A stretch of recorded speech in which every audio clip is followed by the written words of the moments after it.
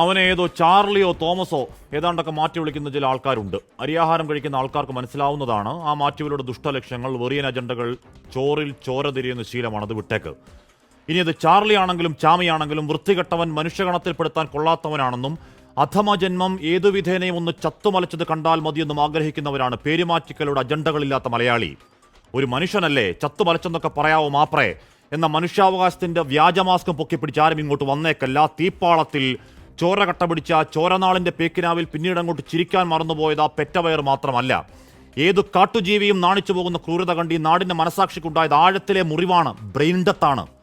23-കാരിയെ പിഴിഞ്ഞ് പഴന്തുണി പോലെയാക്കി തലതകർത്ത ചോരപ്രളയത്തിൽ പാളത്തിൽ റേപ്പ് ചെയ്ത് കൊന്നുകളഞ്ഞ പാഴു ജന്മം പിന്നീട് പോലീസിനോട് പറയുന്നുണ്ട്, സാറേ വഴിവക്കിൽ പായസം കിട്ടിയാൽ കുടിക്കാതങ്ങ് പോകാമോ, ഓർത്താൽ ഇപ്പോഴും അടിച്ചു മോന്ത പൊളിക്കേണ്ട കൈത്തരിപ്പാണ്. ആ മനുഷ്യവിരുദ്ധ തെമ്മാടി ഈ നമ്പർ 1 കേരളത്തിലെ നമ്പർ 1 സുരക്ഷാ ജയിൽ ഭേദിച്ച് തളാപ്പിലെ ഒരു നഗരത്തിൽ കൂടി നെഞ്ചുവിരിച്ച് നടന്നെങ്കിൽ, പിന്നീട് മാധ്യമങ്ങളോട് അശ്ലീലാംഗ്യം കാണിച്ചെങ്കിൽ അത് ആ സിസ്റ്റം പരാജയത്തിൽ അവന്റെ ഒടുക്കത്തെ കോൺഫിഡൻസ് ആണ്. ഇനിയും ഞാൻ ചാടും, പോലീസെ തടുക്കാമെങ്കിൽ തടുക്കണോ എന്നാണ് ആ വെല്ലുവിളി. ഈ നാട് ജാഗ്രതപ്പെട്ടതുകൊണ്ടാണ് ചില PR ദുരന്ത പ്രവാചകന്മാർ ആഴ്ചയ്ക്ക് 600 വട്ടം മാധ്യമ ക്ലാസ് എടുക്കുന്ന അതേ മാധ്യമ ജാഗ്രത കൊണ്ടാണ് ആ കാളകൂടം അകത്തായതല്ലാതെ കാക്കിത്തൊപ്പിയിലെ പുന്തൂവൽ എന്നൊക്കെ പറഞ്ഞ് BGM വിട്ട് തള്ളൽ അല്പത്തരമാണ്. ഏമാന്മാരെ നാണമുണ്ടോ? അരക്കഴഞ്ചിന് വേണ്ട ഉളുപ്പ്. ഇതേ സിസ്റ്റം പരാജയത്തിൽ ഒരു പാതകി, ഒരു ചെന്താമര ജാമ്യത്തിലിറങ്ങി ഒന്നല്ല 2 പേരെ പിന്നെയും കഴുത്തറത്ത് കൊന്ന് കാട് കയറി അധിക നാളാവും മുൻപ് വെറുക്കപ്പെട്ടവൻ ഒറ്റക്കയ്യൻ തെമ്മാടി അങ്ങേയറ്റം ആസൂത്രണത്തിൽ കമ്പിയർത്ത് ആകാശക്കോട്ടയിൽ തൂങ്ങിയിറങ്ങിയെങ്കിൽ വിളിക്കേണ്ടത് പരാജയമെന്നല്ല. ഒറ്റപ്പെട്ട 100 അനാസ്ഥകളിൽ ആ സിസ്റ്റം നിരന്തരം ദുരന്തമാണ്, മഹാദുരന്തമാണ്, നാണം കെട്ട തോൽവി. ഇരുമ്പറ മുറിക്കും മുൻപ് എന്തോ ഉപ്പ് വാരി പൊത്തിയെന്നാണ് കേൾവി. അത് ശരിയാണെങ്കിലും അല്ലെങ്കിലും ആ സാത്താന്റെ പുത്രൻ ഈ ഉപ്പ് വെച്ച കലം പോലെ ദ്രവിച്ച് മുണ്ടക്കോലെടുത്ത സിസ്റ്റത്തിന്റെ സത്യസാക്ഷ്യം ആഭ്യന്തര വകുപ്പെ, ആ നക്ഷത്രപ്പെരുക്കത്തിൽ കാക്കിയിട്ട മേലാളന്മാരെ, ഗോവിന്ദച്ചാമിയിട്ട നാണക്കേടിന്റെ ഉപ്പ് അട്ടിയറഞ്ഞു വീണത് ഇരുമ്പറക്കല്ല, നിങ്ങളുടെയൊക്കെ ഉച്ചയ്ക്കാണ്. പ്രിയ പ്രേക്ഷകർക്ക് എൻകൗണ്ടറിലേക്ക് സ്വാഗതം.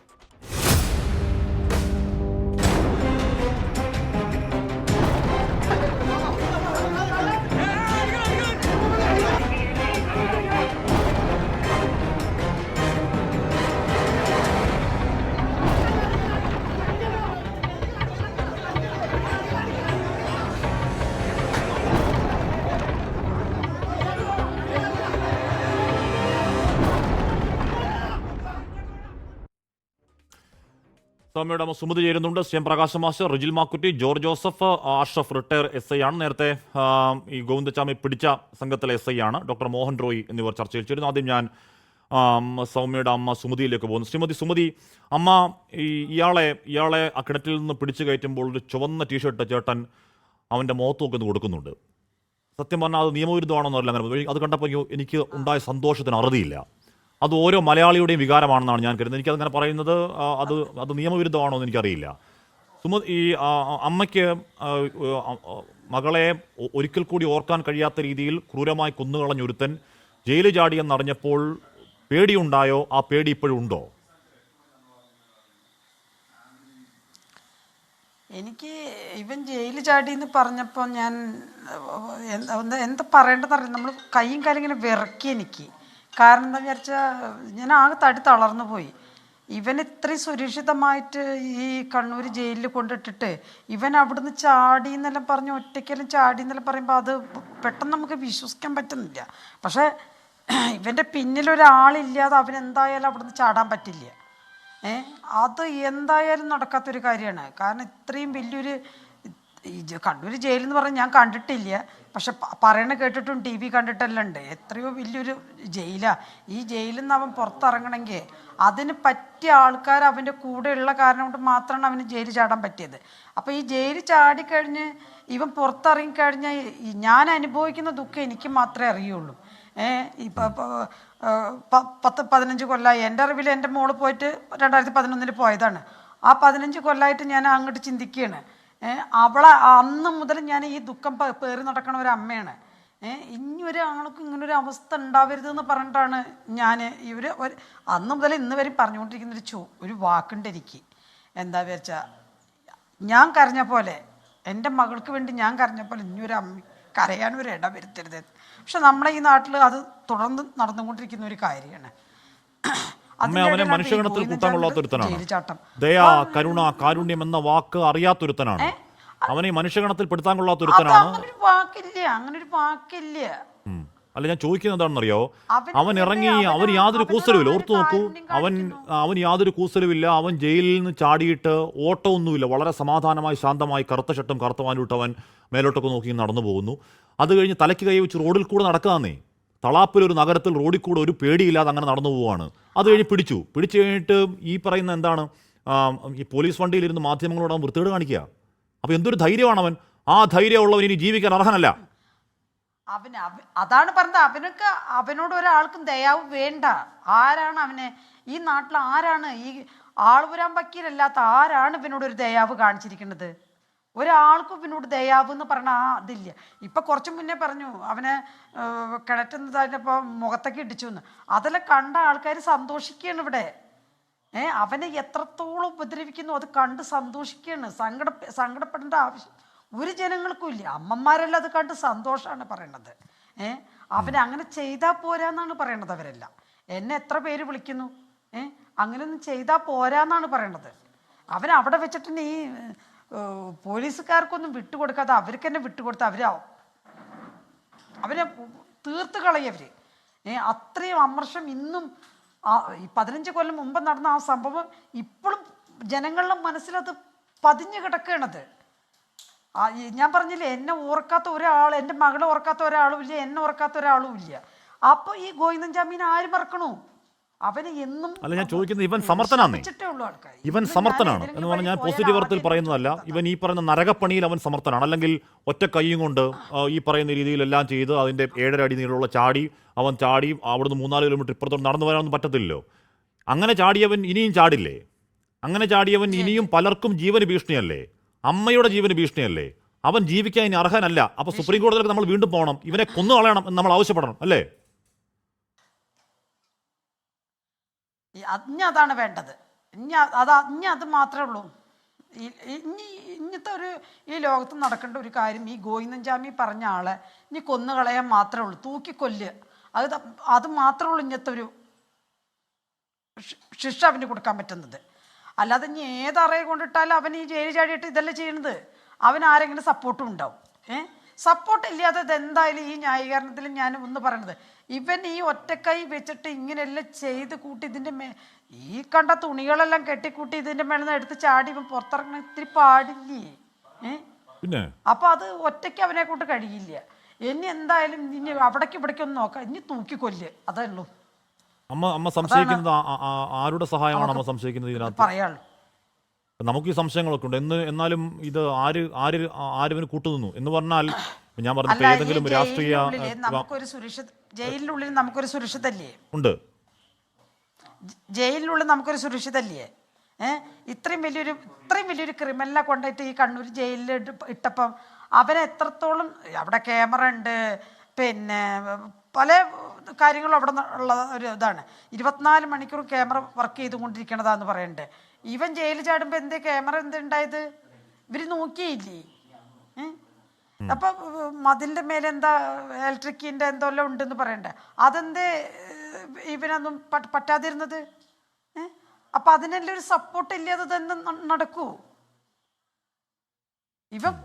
ഇവൻ കൂടെ ക്രിമിനലാണ്, അത് ശരി. അപ്പൊ ഇതെല്ലാം ഇല്ലാതെ ഇത് എങ്ങനെ പിന്നെ ഇതൊന്നും ഇല്ലാതെ നടന്ന് കൊണ്ടുവന്നു? ഇത്രയും വലിയൊരു ജയിലിനുള്ളിൽ നിന്ന് പുറത്ത് ചാടി ഇത്രയും ദൂരം നടന്ന് അങ്ങോട്ട് പോകണ്ടേ ഈ മതിലിന്റെ അരികിലേക്ക്?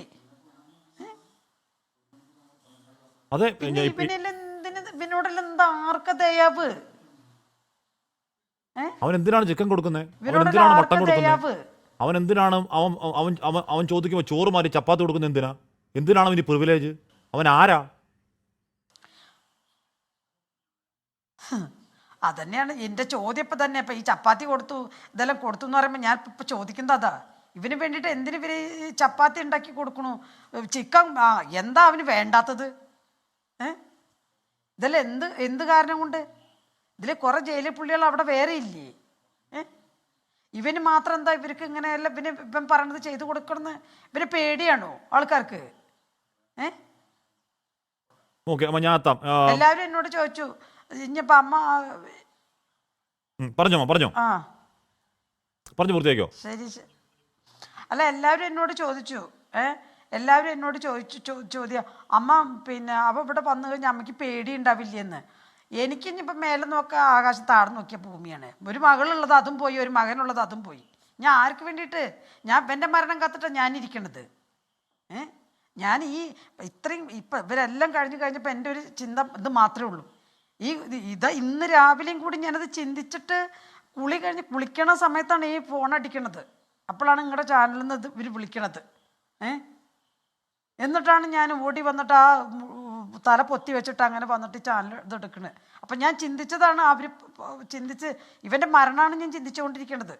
എൻ്റെ മോള് പോയി ഇത്രയും കൊല്ലമായല്ലോ, ഇന്ന് ഈ കാലം പോയില്ലല്ലോ എന്ന് ഞാൻ ചിന്തിച്ചുകൊണ്ടിരിക്കുമ്പോഴാണ് ഈ വിളിച്ചിട്ട് ഈ പറയണത് ഇപ്പം പുറത്ത് ചാടി എന്നുള്ളത്.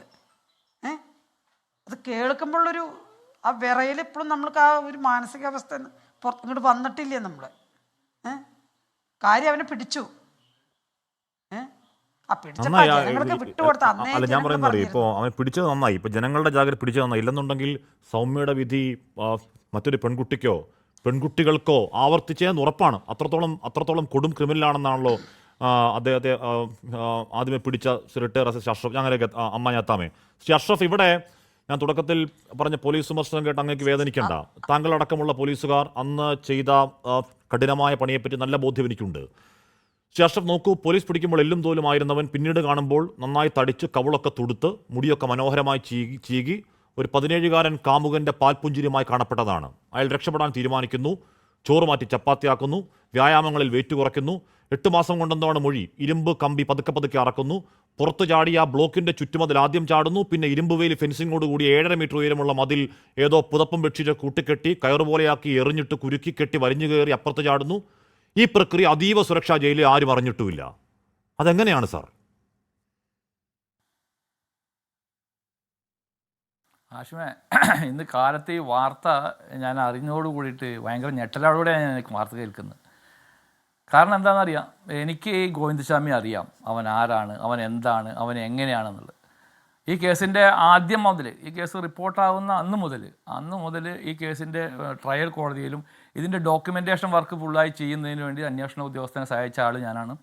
അതേമാതിരി ഇതിൻ്റെ ട്രയൽ കോടതിയിൽ, ഹൈക്കോടതിയിൽ, സുപ്രീം കോടതിയിൽ റിവ്യൂ പെറ്റീഷന്, കുറേറ്റീവ് പെറ്റീഷനൊക്കെ ഈ കേസുമായി ബന്ധപ്പെട്ട് പോയിരുന്ന ആൾ ഞാനാണ്. അപ്പോൾ എനിക്ക് ഗോവിന്ദസ്വാമി അറിയാം, വ്യക്തമായിട്ടറിയാം. ഇവൻ ചാടി എന്ന് പറയുമ്പോൾ പേടിയായിരുന്നു മനസ്സിൽ.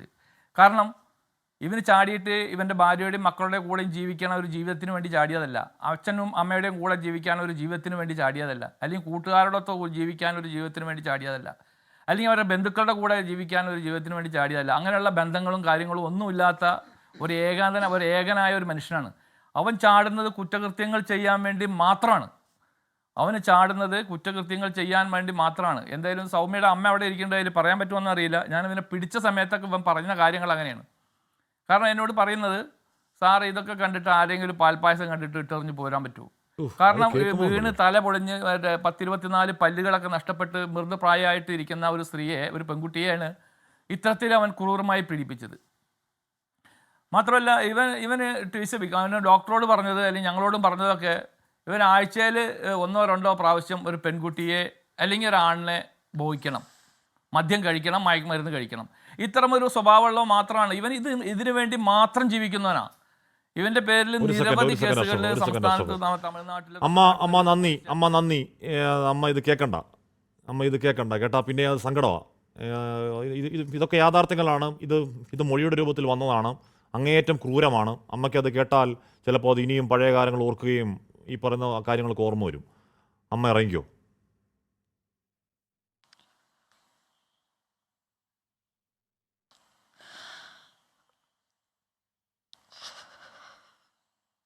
സങ്കടപ്പെടേണ്ട, അമ്മ ഇറങ്ങിക്കോ. എന്ന് പറഞ്ഞാലേ ഇത് ഇനി ഈ നാട്ടിൽ നമ്മളൊക്കെ ഉള്ളിടത്തോളം കാലം അവനിറങ്ങി ആരെ ഒന്നും ചെയ്യുമൊന്നുമില്ല. നമ്മളൊക്കെ ഇല്ലേ ഇവിടെ?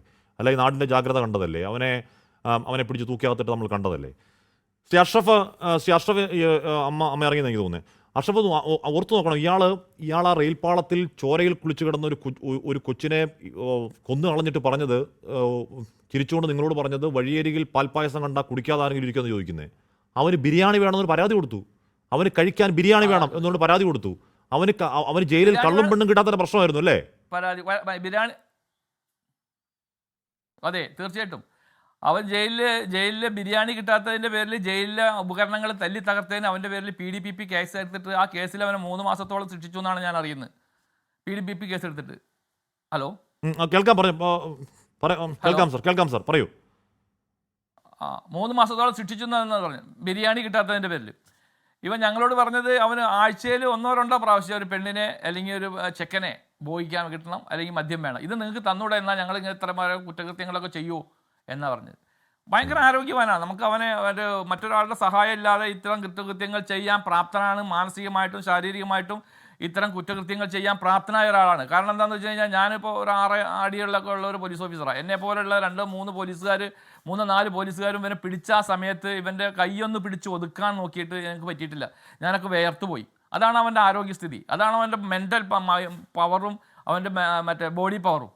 അപ്പോൾ അവന് ആരോഗ്യമില്ല. ഈ പെൺകുട്ടി 50ഓളം കിലോ വെയിറ്റുള്ള ഈ പെൺകുട്ടിയാണ് പെൺകുട്ടി വീണ് കിടന്ന റെയിൽപ്പാളത്തിൻ്റെ അവിടെ നിന്ന് എടുത്തു കൊണ്ടുവന്ന് മറ്റൊരു റെയിൽപ്പാളത്തിന് 50 മീറ്ററോളം മാറിയിട്ടുള്ള വേറൊരു റെയിൽപ്പാളത്തിൻ്റെ അവിടെ കൊണ്ടുപോയിട്ട് ഇത്തരം ക്രൂരമായ കുറ്റകൃത്യം ചെയ്തത്. അത് ഒറ്റ കൈ കൊണ്ട് പൊക്കിയെടുത്തിട്ട് കൊണ്ടുവരുന്നതല്ലേ, മറ്റൊരാളുടെ സഹായം ഇല്ലാതെ ചെയ്യുന്നതല്ലേ. അപ്പോൾ ഇതിലപ്പുറം ചെയ്യാൻ പ്രാപ്തനാണ് അവൻ. അല്ല സി അഷ്റഫ്, ഇനി ഇയാൾ എത്ര കരുത്തനാണെന്ന് നോക്കൂ. ഓർത്ത് നോക്കൂ, ഇയാളാണെങ്കിൽ ഈ കമ്പി, ഈ ജയിലിന്റെ കമ്പി എന്ന് പറഞ്ഞാൽ നമ്മൾ സാധാരണ GI പൈപ്പ് അല്ലല്ലോ, പ്ലാസ്റ്റിക്കിന്റെ PVC പൈപ്പ് ഒന്നുമല്ലോ, നല്ല ഉരുക്ക് കമ്പിയാണ്. അത് അയാൾ 4 കമ്പി അറക്കുന്നുണ്ട്. അത് ആക്സോ ബ്ലേഡ് ആണെങ്കിൽ ഇപ്പോൾ നമ്മൾ സാൻഡ് പേപ്പർ കൊണ്ട് ചെയ്യുന്നത് പോലെ ആക്സോ ബ്ലേഡ് മുറിച്ചാൽ ആക്സോ ബ്ലേഡിന്റെ അരം പോവും.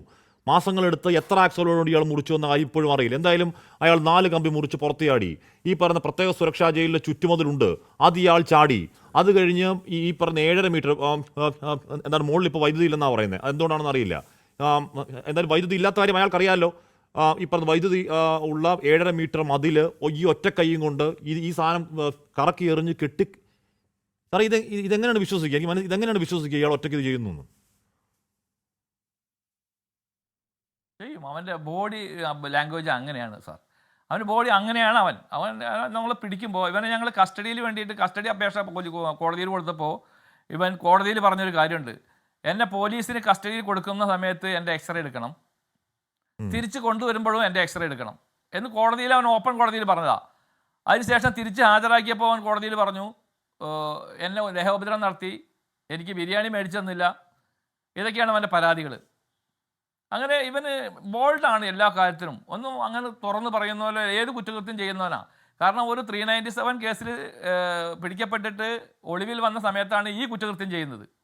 എന്നിട്ട് പിന്നെ ആ കേസിലേക്ക് വീണ്ടും 10 വർഷം അവന് ശിക്ഷ ലഭിച്ചിട്ടുണ്ട് തമിഴ്നാട് കോടതിയിൽ. അപ്പോൾ അത്രയും ഈ പറഞ്ഞ മാതിരി കമ്മം, ആന്ധ്രാപ്രദേശിലെ കമ്മം, അതുപോലെ തന്നെ മഹാരാഷ്ട്രയിലെ വിവിധ പോലീസ് സ്റ്റേഷനുകളിൽ, തമിഴ്നാട്ടിലെ തന്നെ വിവിധ പോലീസ് സ്റ്റേഷനുകളിലും നിരവധി കേസുകളാണ്.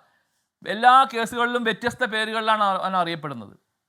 ആ കേസുകളിലൊക്കെ ഗോവിന്ദസ്വാമിയാണ് പ്രതി എന്ന് നമ്മൾ കണ്ടെത്തുന്നത് അവൻ്റെ ഫിംഗർ പ്രിൻ്റ് പരിശോധിച്ചിട്ടാണ്. ചെന്നൈ ഫിംഗർ പ്രിൻ്റ് ബ്യൂറോയിലെ ഫിംഗർ പ്രിൻ്റ് എക്സ്പെർട്ട് മാലതി SIയുടെ അവരുടെ പരിശോധനാ റിപ്പോർട്ടിൻ്റെ അടിസ്ഥാനത്തിലാണ് ഈ വിവിധ പേരുകളിൽ അറിയപ്പെടുന്ന ഗോവിന്ദസ്വാമി, എല്ലാ പേരുകളിൽ അറിയപ്പെടുന്ന ഈ പ്രതി ഗോവിന്ദസ്വാമിയാണെന്ന് നമ്മൾ പ്രൂവ് ചെയ്യുന്ന കോടതിയിൽ. ഇതേമാതിരി ഫിംഗർ പ്രിൻ്റ് ട്രേസ് ചെയ്യാൻ പറ്റാത്ത നിരവധി കേസുകളും കൺവിക്ഷനാകാത്ത കേസുകളുണ്ട്. ആ കേസുകളെല്ലാം ഗോവിന്ദസ്വാമി ചെയ്തത് എല്ലാ സ്ത്രീകൾക്കെതിരെയുള്ളതും ഇതുപോലുള്ള റോബറി ആയിട്ടുള്ള കേസുകളാണ്. അപ്പോൾ ഇവന് ആന്ധ്രാപ്രദേശിൽ കേസുണ്ട്. ആന്ധ്രാപ്രദേശിലെ കമ്മം, ഞാൻ കരുതി ഇവൻ എസ്കേപ്പായ കേരളം വിട്ടുപോയി കഴിഞ്ഞാൽ പിന്നെ കിട്ടാൻ വളരെ ബുദ്ധിമുട്ടാണ്. ഇവൻ കമ്മത്തേക്ക് എത്തുമോ എന്നുള്ളൊരു ഒരു അവസ്ഥയിലായിരുന്നു ഞാൻ. കമ്മം അവന് കുറച്ച് ബന്ധങ്ങളും കാര്യങ്ങളും ഉള്ളതാണ്. ഒറ്റ കാര്യം കൂടി, താങ്കൾ ഫേസ്ബുക്കിൽ ഇതുമായി സമാധാനമായി സൂചിപ്പിച്ചുകൊണ്ടൊരു ഇൻഡ്യൂഷൻ കണക്കെ ഒരു സാധനം പറയുന്നുണ്ട്. അപ്പോൾ എന്തുകൊണ്ടാണ് ഇയാൾ ജയിൽ ചാടിയേക്കാം എന്നൊരു ഉൾവിളി, ഒരു ഉൾത്തോന്നൽ അങ്ങേക്ക് ഉണ്ടായത്? അത് എൻ്റെ മനസ്സിൽ വർഷങ്ങൾക്ക് മുമ്പ് തോന്നിയതാണ്. ഇവൻ ജയിൽ ചാടും, അതുപോലെ തന്നെ ചാടിയപ്പോൾ എന്നൊക്കെ അന്വേഷണത്തിന് വിളിക്കും, അല്ലെങ്കിൽ ഞാനൊക്കെ കൊണ്ടുവരും എന്നൊരു തോന്നൽ എനിക്കുണ്ടായതാ. അത് അന്ന് എനിക്കുണ്ടായി. കാരണം അവൻ്റെ സ്വഭാവം അങ്ങനെയാണ്. കാരണം ഇവൻ ട്രയൽ നടക്കുന്ന സമയത്ത് 100 ചില്ലാനം സാക്ഷികൾ, 154 സാക്ഷികൾ, നമുക്ക് പ്രോസിക്യൂഷൻ സാക്ഷികളുണ്ട്. അതിൽ നമ്മൾ കുറേ ആളുകളെ ഗീവണപ്പ് ചെയ്തതിനു ശേഷം ബാക്കിയുള്ള സാക്ഷികളുണ്ടായിരുന്നു. അതിൽ സ്ത്രീകളായിട്ടുള്ള സാക്ഷികൾ നിരവധി സാക്ഷികളുണ്ട്. അതിലൊരു ഡോക്ടർ, പ്രായം കുറഞ്ഞൊരു ഡോക്ടർ സാക്ഷി പറയാൻ വേണ്ടിയിട്ട് സാക്ഷി കൂട്ടിൽ കയറിയതിന് ശേഷം, സാക്ഷിമൊഴി പറഞ്ഞതിന് ശേഷം ഇറങ്ങി വന്നിട്ട് എന്നോട് പറഞ്ഞു, സാറേ എനിക്ക് പേടിയാവുന്നു, അവന് വല്ലാത്തൊരു ദുഷിച്ച നോട്ടാണ് എന്നെ നോക്കുന്നത്, അവൻ എന്തെങ്കിലും ഉപദ്രവിക്കുമോ എന്നുള്ളത് എനിക്ക് ഭയങ്കര പേടിയുണ്ട് എന്ന് ആ ഡോക്ടർ കോടതി റൂമിനകത്ത് വെച്ചിട്ടുള്ള അത്തരം നോട്ടങ്ങളും പ്രവൃത്തികളും കണ്ടിട്ട് എന്നോട് വന്ന് പറഞ്ഞതാണ്. അതിൽ നമുക്കൊരു ക്രൂഷ്യൽ വിറ്റ്നസ് ഉണ്ട്. ഒരു മുസ്ലിം സ്ത്രീ ഈ സംഭവ സമയം സൗമ്യയുമായി എറണാകുളം മുതൽ വള്ളത്തോൾ നഗർ റെയിൽവേ സ്റ്റേഷന് മുമ്പ് വരെ സഞ്ചരിച്ചിട്ടുള്ള ഒരു മുസ്ലിം വീട്ടമ്മയുണ്ട്. ആ വീട്ടമ്മ നമുക്ക് മൊഴി തരുന്നുണ്ട്, വളരെ ക്ലിയർ ആയിട്ട് കോടതിയിലും പറയുന്നുണ്ട്. കോടതി അത് ആ വീട്ടമ്മയെ എറണാകുളത്ത് വെച്ചിട്ട് ഈ പ്രതി എറണാകുളം റെയിൽവേ സ്റ്റേഷനിൽ വെച്ചിട്ട് ട്രെയിനിലിരിക്കുന്ന ആ വീട്ടമ്മയെ വളരെ രൂക്ഷമായി നോക്കുന്നുണ്ട്. ആ രൂക്ഷമായി നോക്കിയത് ആ വീട്ടമ്മ അവരുടെ അമ്മയോട് പറയുന്നുണ്ട് ആ ട്രെയിനിൽ വെച്ചിട്ട് തന്നെ. കോടതിയിൽ ഈ മൊഴി രേഖപ്പെടുത്തുമ്പോൾ കോടതി വളരെ വ്യക്തമായിട്ട് എഴുതി ഈ സ്ത്രീയെ നോക്കാനിടയായ സാഹചര്യം, ആ സ്ത്രീയുടെ ബോഡി ലാംഗ്വേജിനെ കുറിച്ചിട്ട്. പ്രതി അങ്ങനെ നോക്കുന്ന ഒരാളാണെന്നും ഈ സ്ത്രീ ഇങ്ങനെയുള്ള കാണാൻ ഭംഗിയുള്ളൊരു സ്ത്രീയാണെന്നും ആ കോടതി വ്യക്തമായിട്ട് ഡെപ്പോസിഷനിൽ എഴുതി വെച്ചിട്ടുണ്ട്. അതാണ് ഇവൻ്റെ സ്വഭാവം. ഏതൊരു സ്ത്രീകളെ കണ്ടാലും രൂക്ഷമായി നോക്കുന്നു, അതിന് അവസരം കിട്ടിക്കഴിഞ്ഞാൽ ഉപദ്രവിക്കും. എല്ലാ കേസുകളിലും അങ്ങനെയാണ്. ഇവൻ്റെ നാട്ടിൽ അവ്യതക്കുടി എന്ന് പറഞ്ഞ 5 ലക്ഷം വീട് കോളനിയാണ്. ഒരു പഞ്ചായത്ത് കൊടുത്തിട്ടുള്ള 10-50ഓളം വീടുകളുള്ള ലക്ഷം വീട് കോളനിയാണ്. അതിന് അയ്വതക്കുടി എന്നാണ് പറയുക. വിരുദ്ധാചലം താലൂക്കിൽ, കടലൂർ ഡിസ്ട്രിക്റ്റിൽ. അവിടെ ഞങ്ങൾ പല പ്രാവശ്യം പോയിട്ടുള്ളതാണ്. അവിടുത്തെ സ്ത്രീകളൊക്കെ എല്ലാം എന്നെ പേടിയാണ്. കാരണം കണ്ടാൽ ഉപദ്രവിക്കും. അതൊരു ചെറിയ റെയിൽവേ സ്റ്റേഷനോട് ചേർന്നിട്ടുള്ള ഒരു ഗ്രാമമാണ്.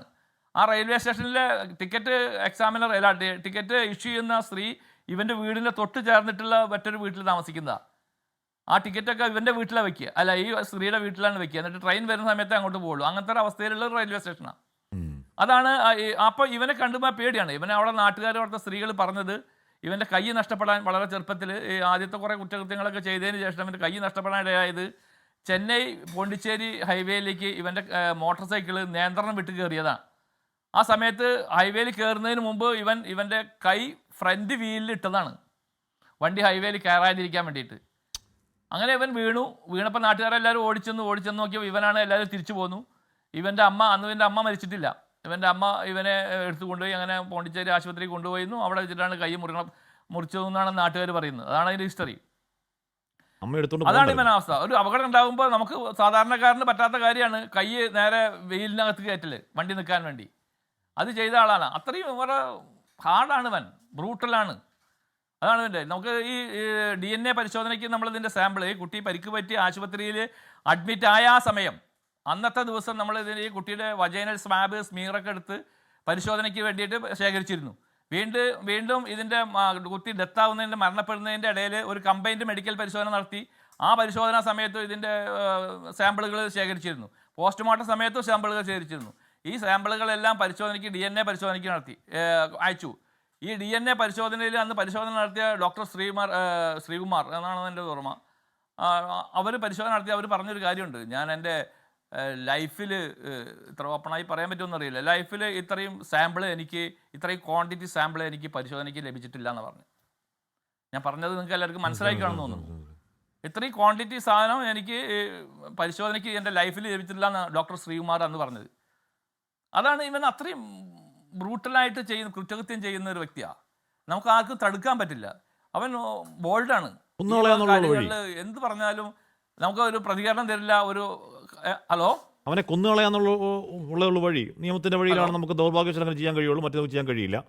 അപ്പൊ അതിന് കോടതിയിലേക്ക് അടക്കം പോലാണ് ഇനി വേണ്ടത്. എനിക്കറിയാം. ഒരു കാര്യം കൂടിയുണ്ട് ആഷിമ, ഞാനൊരു കാര്യം കൂടി ഉണ്ട് അതിന്. ഞങ്ങൾ തമിഴ്നാട്ടിൽ ഇവൻ്റെ അഡ്രസ്സ് വെരിഫൈ ചെയ്യാൻ വേണ്ടി പോയ സമയത്ത് ഇവന് വലിയ വീട് കാണിച്ചു തരാൻ പറ്റില്ല. അവൻ പറഞ്ഞ അഡ്രസ്സ് കാണിച്ചു തരാൻ പറ്റില്ല. തുടർന്ന് അങ്ങോട്ട് പോലീസ് സ്റ്റേഷനിൽ കയറിയിട്ട് ഒരു വനിതാ പോലീസാണ് ഇവനിൽ സംശയം തോന്നിയിട്ട് സേലം പോലീസ് സ്റ്റേഷനുമായി ബന്ധപ്പെട്ടിട്ട് ഇവൻ്റെ ഡീറ്റെയിൽസ് മേടിക്കുന്നത്. അപ്പോഴാണ് ഇവൻ ഗോവിന്ദസ്വാമിയാന്ന് നമ്മൾക്ക് അറിയുന്നത്. അതുവരെ അവൻ ചാർലി എന്നുള്ള പേരും പൂക്കട തെരുവ് കോയമ്പത്തൂർ എന്നുള്ള അഡ്രസ്സാണ് പറഞ്ഞു തന്നിരുന്നത്. അങ്ങനെ അവൻ്റെ ഗോവിന്ദസ്വാമിയാണെന്ന് ആ പോലീസ് സ്റ്റേഷനിൽ നിന്ന് നമ്മൾ അറിഞ്ഞതിന് ശേഷമാണ് ഇവൻ കാര്യങ്ങൾ അറിയുന്നു. അവിടുത്തെ പോലീസുകാർക്കെല്ലാം ഇവനെ മനസ്സിലാവുന്നു. ആ പോലീസുകാർ അവിടുത്തെ ഓഫീസർമാർ ഞങ്ങളോട് പറഞ്ഞൊരു വാക്കുണ്ട്, സാറേ നിങ്ങൾ ഇവനെ കൊണ്ടുപോകണ്ട, ഇവനെ ഇങ്ങോട്ട് തന്നേക്ക്, ഞങ്ങൾ തീർപ്പ് കൽപ്പിച്ചോളാം കാര്യങ്ങൾക്ക് എന്നാ അങ്ങനെ പറഞ്ഞത്. പക്ഷെ അല്ല, ഞാൻ പറഞ്ഞത് അങ്ങനെ ഉദ്യോഗസ്ഥൻ എന്നുള്ള നിലയ്ക്ക് അങ്ങേക്ക് ചെയ്തുകൂടായിരുന്നോ സാർ എന്ന് ചോദിക്കാൻ എനിക്ക് ഒന്നില്ല. അങ്ങനെ മനസ്സിലായി, അങ്ങയുടെ ജോലിയാണല്ലോ അത്. നമുക്ക് ചോദിക്കാൻ അങ്ങേക്ക് അങ്ങനെ ചെയ്തുകൂടായിരുന്നോ സാർ, അവർക്ക് കൊടുത്തുകൂടായിരുന്നോ സാർ എന്ന് ചോദിക്കണം എന്ന് എനിക്ക് ആഗ്രഹമുണ്ട്. ഞാൻ ചോദിക്കാത്തതിന് കാരണം അങ്ങനെ നിയമവ്യവസ്ഥ വിശ്വസിക്കുന്ന ഉദ്യോഗസ്ഥനാണ്, അങ്ങേക്ക് അത് ചെയ്യാൻ കഴിയില്ല. പിന്നെ ഗോവിന്ദസ്വാമിക്ക് പകരം ഞാൻ പോകേണ്ടി വരില്ല. ശരിയാണ്. അല്ല ഞാൻ അങ്ങനെ പറഞ്ഞു സാർ. ഞാൻ പിന്നെയും പറഞ്ഞ തുടക്കത്തിൽ പറഞ്ഞ പോലീസ് വിമർശനം അങ്ങയുടെ ഉള്ളിൽ തൊടണ്ട. അങ്ങടക്കം ആ സമയത്ത് കാണിച്ച ജോലിയുള്ള അങ്ങേറ്റ പ്രതിബദ്ധതയൊക്കെ എനിക്ക് നന്നായി അറിയാവുന്ന ആളാണ്. ഇപ്പോൾ സുപ്രീം കോടതിയിൽ പോയി അത് വധശിക്ഷ ഒഴിവായി. അതിന് കാരണവും നമുക്കറിയാവുന്നതാണ്. ഞാൻ അങ്ങനെയൊക്കെ എത്താം.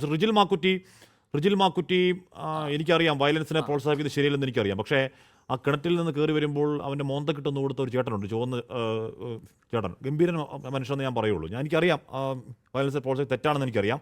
പക്ഷേ ഇവൻ ചെയ്തു കൂട്ടിയതും ഇവൻ പറഞ്ഞു കൂട്ടിയതും ഇപ്പോഴും ഒരു കുറ്റബോധമില്ലാത്തതിനും കാരണമാണ് ഞാൻ അങ്ങനെ പറയുന്നത്. തെറ്റെങ്കിൽ ക്ഷമിക്കണം. ഇവർ ചില കുട്ടികൾ കാണുന്ന ചർച്ചയാവും. അതുകൊണ്ട് ഇവൻ എന്താ പോലീസ് വാഹനത്തിനകത്തിരുന്ന് മാധ്യമങ്ങളോട് കാണിച്ച ചേഷ്ട എന്താണെന്ന് ഞാൻ പറയുന്നില്ല. എനിക്ക് റിജിൽ മാക്കുറ്റിയും പിടിക്കാൻ ആ കൂട്ടത്തിലുണ്ടായിരുന്നു അല്ലേ? ശ്രീ ഹാഷ്മി, ഈ ഒരു വാർത്ത രാവിലെ അറിഞ്ഞപ്പോൾ, പ്രത്യേകിച്ച് ഇപ്പോൾ ഈ വാർത്ത കേട്ടു, ഇപ്പം നമ്മുടെ മുമ്പിൽ സംസാരിച്ച ആ കുട്ടിയുടെ അമ്മയുടെ ആ ഒരു വാർത്തയും രാവിലെ കണ്ടപ്പോഴാണ് ഞാൻ ടൗണിലേക്ക് ഒരു മരണവുമായി ബന്ധപ്പെട്ട് ടൗണിലെത്തിയായിരുന്നു അത് കാണുന്നതിന് വേണ്ടി. അപ്പോഴാണ് ഇങ്ങനെ ഒരു സംഭവം നടക്കുന്നത് അറിഞ്ഞു. അപ്പോൾ ഇത് അറിഞ്ഞപ്പോൾ ഗോവിന്ദച്ചാമി എന്ന് പറയുന്ന ഒരു കൊടും ക്രിമിനൽ, പ്രത്യേകിച്ച് അയാൾ ഇനിയും രക്ഷപ്പെട്ടു പോയാൽ എത്രയോ സഹോദരിമാർ ഇതുപോലെ പിച്ചു ചീന്തപ്പെടുമെന്നുള്ള ബോധ്യമുള്ളതുകൊണ്ട് ഒരു പൊതുപ്രവർത്തനം എന്ന നിലയിൽ തന്നെയാണ് ഞാൻ മാത്രമല്ല നാട്ടുകാരോടൊപ്പം പോലീസുകാരോടൊപ്പം തെരച്ചിൽ നടത്തിയത്. തീർച്ചയായും അവസാനം നമ്മൾ ഒരുപാട് സ്ഥലത്ത് അന്വേഷിച്ച് എത്തുമ്പോഴാണ് ഒരു ഓഫീസിൻ്റെ ഇടയിലുള്ള ഒരു കിണറ്റിനകത്ത് ഇയാൾ നിൽക്കുകയാണ്, ഇങ്ങനെ കയറ് പിടിച്ച് നിൽക്കുകയാണ്. സത്യത്തിൽ ഹാഷ്മി പറഞ്ഞതുപോലെ വികാരമാണ് എൻ്റെ മനസ്സിലും ഉണ്ടായത്. കൊടും ക്രിമിനൽ, കാരണം മുമ്പിൽ നിൽക്കുമ്പോൾ അപ്പോൾ സ്വാഭാവികമായിട്ട് ഞാനൊരു പൊതുപ്രവർത്തകനും ഇതൊക്കെ അറിയുന്നത് കൊണ്ട് നമുക്ക് ആ രൂപത്തിലേക്ക് പ്രതികരിക്കാൻ സാധിച്ചില്ല. പക്ഷേ അവിടെ ആരൊക്കെയോ ഈ ഒരു ക്രിമിനൽ എന്ന് പറയുന്നത് ഗോവിന്ദച്ചാമിനെ അത്രയും വെറുക്കുന്നു എന്നുള്ളത് കൊണ്ട് തന്നെ ആരൊക്കെയോ എന്തൊക്കെ ചെയ്തിട്ടുണ്ട്. പക്ഷേ അവർ അത്രയേറെ ഒരു വെറുപ്പ് ഈ ഒരു പ്രതിയോടുണ്ട്. അത്രയും ക്രൂരനായ ഒരു പ്രതി ഇങ്ങനെ രക്ഷപ്പെട്ടു പോയി എന്നുള്ളതാണ്. അപ്പോൾ യഥാർത്ഥത്തിൽ ആ പ്രതിയെ പിടിച്ചതിനെ കുറിച്ചിട്ട് ഇവിടെ വലിയ വാർത്തകളും വലിയ ചർച്ചകളും നടക്കും. പക്ഷേ എങ്ങനെ ആ പ്രതി പുറത്തു വന്നു എന്നുള്ളതാണ് അറിയേണ്ടത്. കണ്ണൂർ സെൻട്രൽ ജയിൽ എന്ന് പറയുന്നത് യഥാർത്ഥത്തിൽ നിങ്ങൾ നോക്കുമ്പോഴത്തേക്ക് ഇയാളെ ഈ ഒറ്റക്കൈയും പിടിച്ചോണ്ട് പാതി വെള്ളത്തിൽ മുങ്ങി നിൽക്കുകയാണ്. അപ്പോൾ നിങ്ങൾ കണ്ടുവെന്നറിഞ്ഞപ്പോൾ ഇയാളുടെ മനസ്സിൽ പിടിക്കപ്പെട്ട പേടി വല്ലതും ഉണ്ടോ? അതോ അപ്പോഴും ഈ ക്രൗര്യമാണോ? ഒരു പേടിയില്ല. ഇങ്ങനെ ഒരു ഇപ്പം നമുക്കറിയാലോ, ഈ ഈറ്റപ്പുലിയൊക്കെ നിൽക്കുന്നത് പോലെ ഇങ്ങനെ നിൽക്കുകയാണ്. അയാൾക്ക് അങ്ങനത്തെ ഒരു ഭാവഭേദവും ഇല്ല. നേരിട്ട് ഞാൻ ആ കിണറ്റിലേക്ക് നോക്കുമ്പോൾ ഇങ്ങനെ പിടിച്ചിങ്ങനെ നിൽക്കുകയാണ്, ആ കയറത്തോടെ കയറുന്നില്ല താഴോട്ട്. അവസാനമാണ് അയാൾ സ്വയം കയറിയിട്ടാണ് വരുന്നത്, ഇങ്ങോട്ട് ഈ കയറ് പിടിച്ച് കയറുകയാണ്. അപ്പോൾ എനിക്ക് കിണറ്റിനകത്ത് ഏകദേശം 2 പടയൊഴിക ഫുൾ വെള്ളമാണ്. അത്രയും വെള്ളമുള്ള ഈ പഴയത്ത് വെള്ളമുള്ള കിണറ്റിലാണ് ഇയാൾ നിൽക്കുന്നത്. അപ്പോൾ അയാളുടെ കരുത്ത് ചെറിയ കരുത്തൊന്നുമല്ല. ഇപ്പോൾ ഇവിടെ പോലീസ് ഉദ്യോഗസ്ഥൻ പറഞ്ഞതുപോലെ തന്നെ കരുത്ത് ചെറുതില്ല. പക്ഷേ അയാൾക്ക് ഈ ഒറ്റ കയ്യും കൊണ്ട് ഇയാൾക്ക് ഇങ്ങനെ ഈ ജയിൽ മറികടന്ന് പുറത്ത് വരാൻ സാധിച്ചു എന്നതിനെക്കുറിച്ച് അന്വേഷിക്കേണ്ടതായിട്ടുണ്ട്. ഒറ്റയ്ക്ക് ഒരിക്കലും, പ്രത്യേകിച്ച് ഒരു ഏകാന്ത തടവുകാരനായ ഈ പ്രതിക്ക് അതിൻ്റെയൊക്കെ സൗകര്യങ്ങൾ അവിടെ കിട്ടിയിട്ടുണ്ട്. ഇങ്ങനെയാണ് ഇയാൾ താടി വെക്കുന്നത്. ഇങ്ങനെ താടിയും വെച്ച് അതൊക്കെ ഒരു രക്ഷപ്പെട്ട ആൾക്ക് തിരിച്ചറിയാത്ത രൂപത്തിലേക്കുള്ള സൗകര്യമാണ്. അപ്പോൾ അങ്ങനെയൊക്കെ ചെയ്യുമ്പോൾ ഈ പ്രതിയെ, പ്രത്യേകിച്ച് അവിടുത്തെ ഉദ്യോഗസ്ഥന്മാരായ ആളുകൾ നിരീക്ഷിക്കണ്ടേ? ഇവർക്ക് എന്താ പണി? ഇവർ പറഞ്ഞ് ഞങ്ങൾ ഉറങ്ങിപ്പോകാനാണോ ജയിലിൽ ഡ്യൂട്ടി എടുക്കുന്നത്? ഇത്രയും വലിയ കൊടും ക്രിമിനലുകളെ പാർപ്പിക്കുന്നത്? യഥാർത്ഥത്തിൽ കണ്ണൂർ സെൻട്രൽ ജയിലിനെ സംബന്ധിച്ചിടത്തോളം അല്ല റിജിൽ മാക്കുറ്റി, ഇത് ആ രാത്രി ഉറങ്ങിപ്പോയതല്ലല്ലോ പ്രശ്നം. ഇപ്പം ആ രാത്രി ഉറങ്ങിപ്പോയി, അങ്ങനെയാണെങ്കിൽ പോയി 8 മാസമായിട്ട് അവർ ഉറക്കം, ഈ കുമ്പാറിനൊക്കെ ഉറങ്ങിയെന്ന് വിചാരിക്കണം. ഇത് ഇയാൾ ദീർഘനാളായിട്ട് ഇയാളുടെ പണിയാണ്. ദീർഘനാളായി ഇയാൾ ചപ്പാത്തി മാത്രം കഴിച്ച് ഇയാൾ തടി ഉറയ്ക്കുന്നു. നല്ല തടിച്ചു കൊഴുത്ത് മുട്ടായ പോരുന്ന ആൾ നല്ല മെലിഞ്ഞ് നല്ല ജിമ്മനെ പോലെ ആകുന്നു, വ്യായാമം നടത്തുന്നു, ഈ ജയിലിൻ്റെ ഭിത്തിയിലേക്ക് ഓടിക്കയറി പരിശീലനം നടത്തുന്നു. അയാൾ ഈ പറയുന്ന ഉപ്പ് വാരി പൊത്തി ദ്രവിപ്പിക്കുന്നു, അതിനുശേഷം അറക്കുന്നു, അറുത്ത് മുറിച്ച ഭാഗത്ത് നൂല് കെട്ടി വെക്കുന്നു കാണാതിരിക്കാൻ. അപ്പോൾ മാസങ്ങളായിട്ട് ഉറക്കമാണോ ഉദ്യോഗസ്ഥരവിടെ? അവിടെ ഉദ്യോഗസ്ഥന്മാരില്ലല്ലോ. അവിടെ ഈ ക്രിമിനലുകൾ എന്ന് പറയുന്ന തടവുകാരാണ് അവിടുത്തെ രാജാക്കന്മാർ. ഇവർ ഉദ്യോഗസ്ഥന്മാർ വൃത്യന്മാരാണ്. അവിടെ രാഷ്ട്രീയ തടവുകാരായാലും ഉൾപ്പെടെയുള്ള ആളുകളാണ് ആ ജയിൽ ഭരിക്കുന്നത്. അവിടെ ഒരു സിസ്റ്റവും ഇല്ല. ഉദ്യോഗസ്ഥന്മാർ എന്ന് പറയുന്നത് വെറും ഒന്നിനും കൊള്ളാത്തവരായി ഇവരെ ആജ്ഞാനുവർത്തികളായി നിൽക്കുന്നവരാണ്. ആ ജയിലിനകത്ത് നമുക്കറിയാൻ സാധിക്കുന്നത്, ഞാൻ മനസ്സിലാക്കിയത്, അവിടുത്തെ ഒരു ജയിലറകളിൽ പോയി കഴിഞ്ഞാൽ പ്രത്യേകിച്ചിട്ട് ബ്ലോക്കുകൾ, ആ ബ്ലോക്കുകളെ കുറിച്ചൊന്ന് നമ്മൾ പരിശോധിച്ച്, ആ ഭാഗത്തൊന്നും ആരും പോകാറില്ല. ആ ഭാഗത്തൊന്നും പ്രത്യേകിച്ച് രാഷ്ട്രീയ തടവുകാരെ പാർപ്പിക്കുന്ന ബ്ലോക്കുകളിൽ പ്രത്യേകിച്ച് ആരും പോകാറില്ല. അവിടുത്തെ അന്തേവാസികൾക്ക് പോകാൻ അവിടെ പറ്റില്ല. അവിടെ പ്രത്യേകമായ പാചകപ്പുരയുണ്ട്. അവിടെ ബിരിയാണി കിട്ടും, അവിടെ അൽഫാം കിട്ടും, അവിടെ സർവ്വ സൗകര്യങ്ങൾ കിട്ടും. പ്രത്യേകിച്ച് അവിടെയൊക്കെ അറിയുന്ന പോലീസുകാരൊക്കെ പുറത്ത് വന്ന് പറയുന്ന കാര്യമാണ്, അവിടെ സർവ്വ സ്വതന്ത്രന്മാരായി ഇവർ വിഹരിക്കുകയാണ്. ഊട്ടി, മണാലി, കുടു പോലെയുള്ള സുഖവാസ കേന്ദ്രമാണ് അവിടെ. ആ സൗകര്യം ചെയ്തു കൊടുക്കുന്ന ആരാ? ഈ സർക്കാർ സംവിധാനമല്ലേ, ഈ ആഭ്യന്തര വകുപ്പല്ലേ? ഇതൊക്കെ നിയന്ത്രിക്കേണ്ടത്. പാർട്ടി കൊലയാളികൾക്ക് എല്ലാ സൗകര്യം ചെയ്യുന്നു. ആ പാർട്ടി കൊലയാളികൾക്ക് സൗകര്യം ചെയ്യുമ്പോൾ ഈ പറയുന്ന കൊലയാളികളും ആ സൗകര്യങ്ങൾ പങ്കുപറ്റുന്നുണ്ടാവും. ആ കൊലയാളികൾക്കും ആ സൗകര്യങ്ങൾ ചെയ്തു കൊടുക്കുന്നുണ്ടാവും. കേവലം ഈ ഗോവിന്ദച്ചാമിക്ക് ഈ ഒറ്റ കൈ കൊണ്ട് ഇത്രയും മാസത്തെ പ്രയത്നം നടത്തിയിട്ട് ഇങ്ങനെ കയറണമെങ്കിൽ ഒറ്റക്ക് നടക്കുമെന്ന് ഒരിക്കലും എനിക്ക് വിശ്വസിക്കാൻ സാധിക്കുന്നില്ല. ശ്രീ ആഷ്മിക്ക് വിശ്വസിക്കാൻ സാധിക്കും, ആർക്കും അരിയാഹാരം കഴിക്കുന്ന ആർക്കും സാധിക്കില്ല.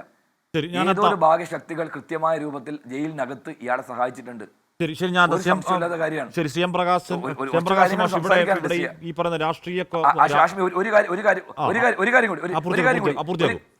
ആഷ്മി ഒറ്റ കാര്യം കൂടി ഞാൻ അവസാനിപ്പിക്കുക. ആഷ്മി, ഈ ഒരു 17/6/2025 കൊടിസുനി എന്ന് പറയുന്ന ക്രീപ്പി കേസിലെ പ്രതിയെ തലശ്ശേരി ജയിലിൽ കൊണ്ടുപോകുമ്പോൾ അയാൾക്ക് മദ്യം വാങ്ങിച്ചു കൊടുത്തു എന്നതിന്റെ പേരിൽ 2-3 പോലീസുകാർ ഇപ്പോൾ സസ്പെൻഷൻ. നിങ്ങൾ അറിഞ്ഞോന്ന് എനിക്കറിയില്ല.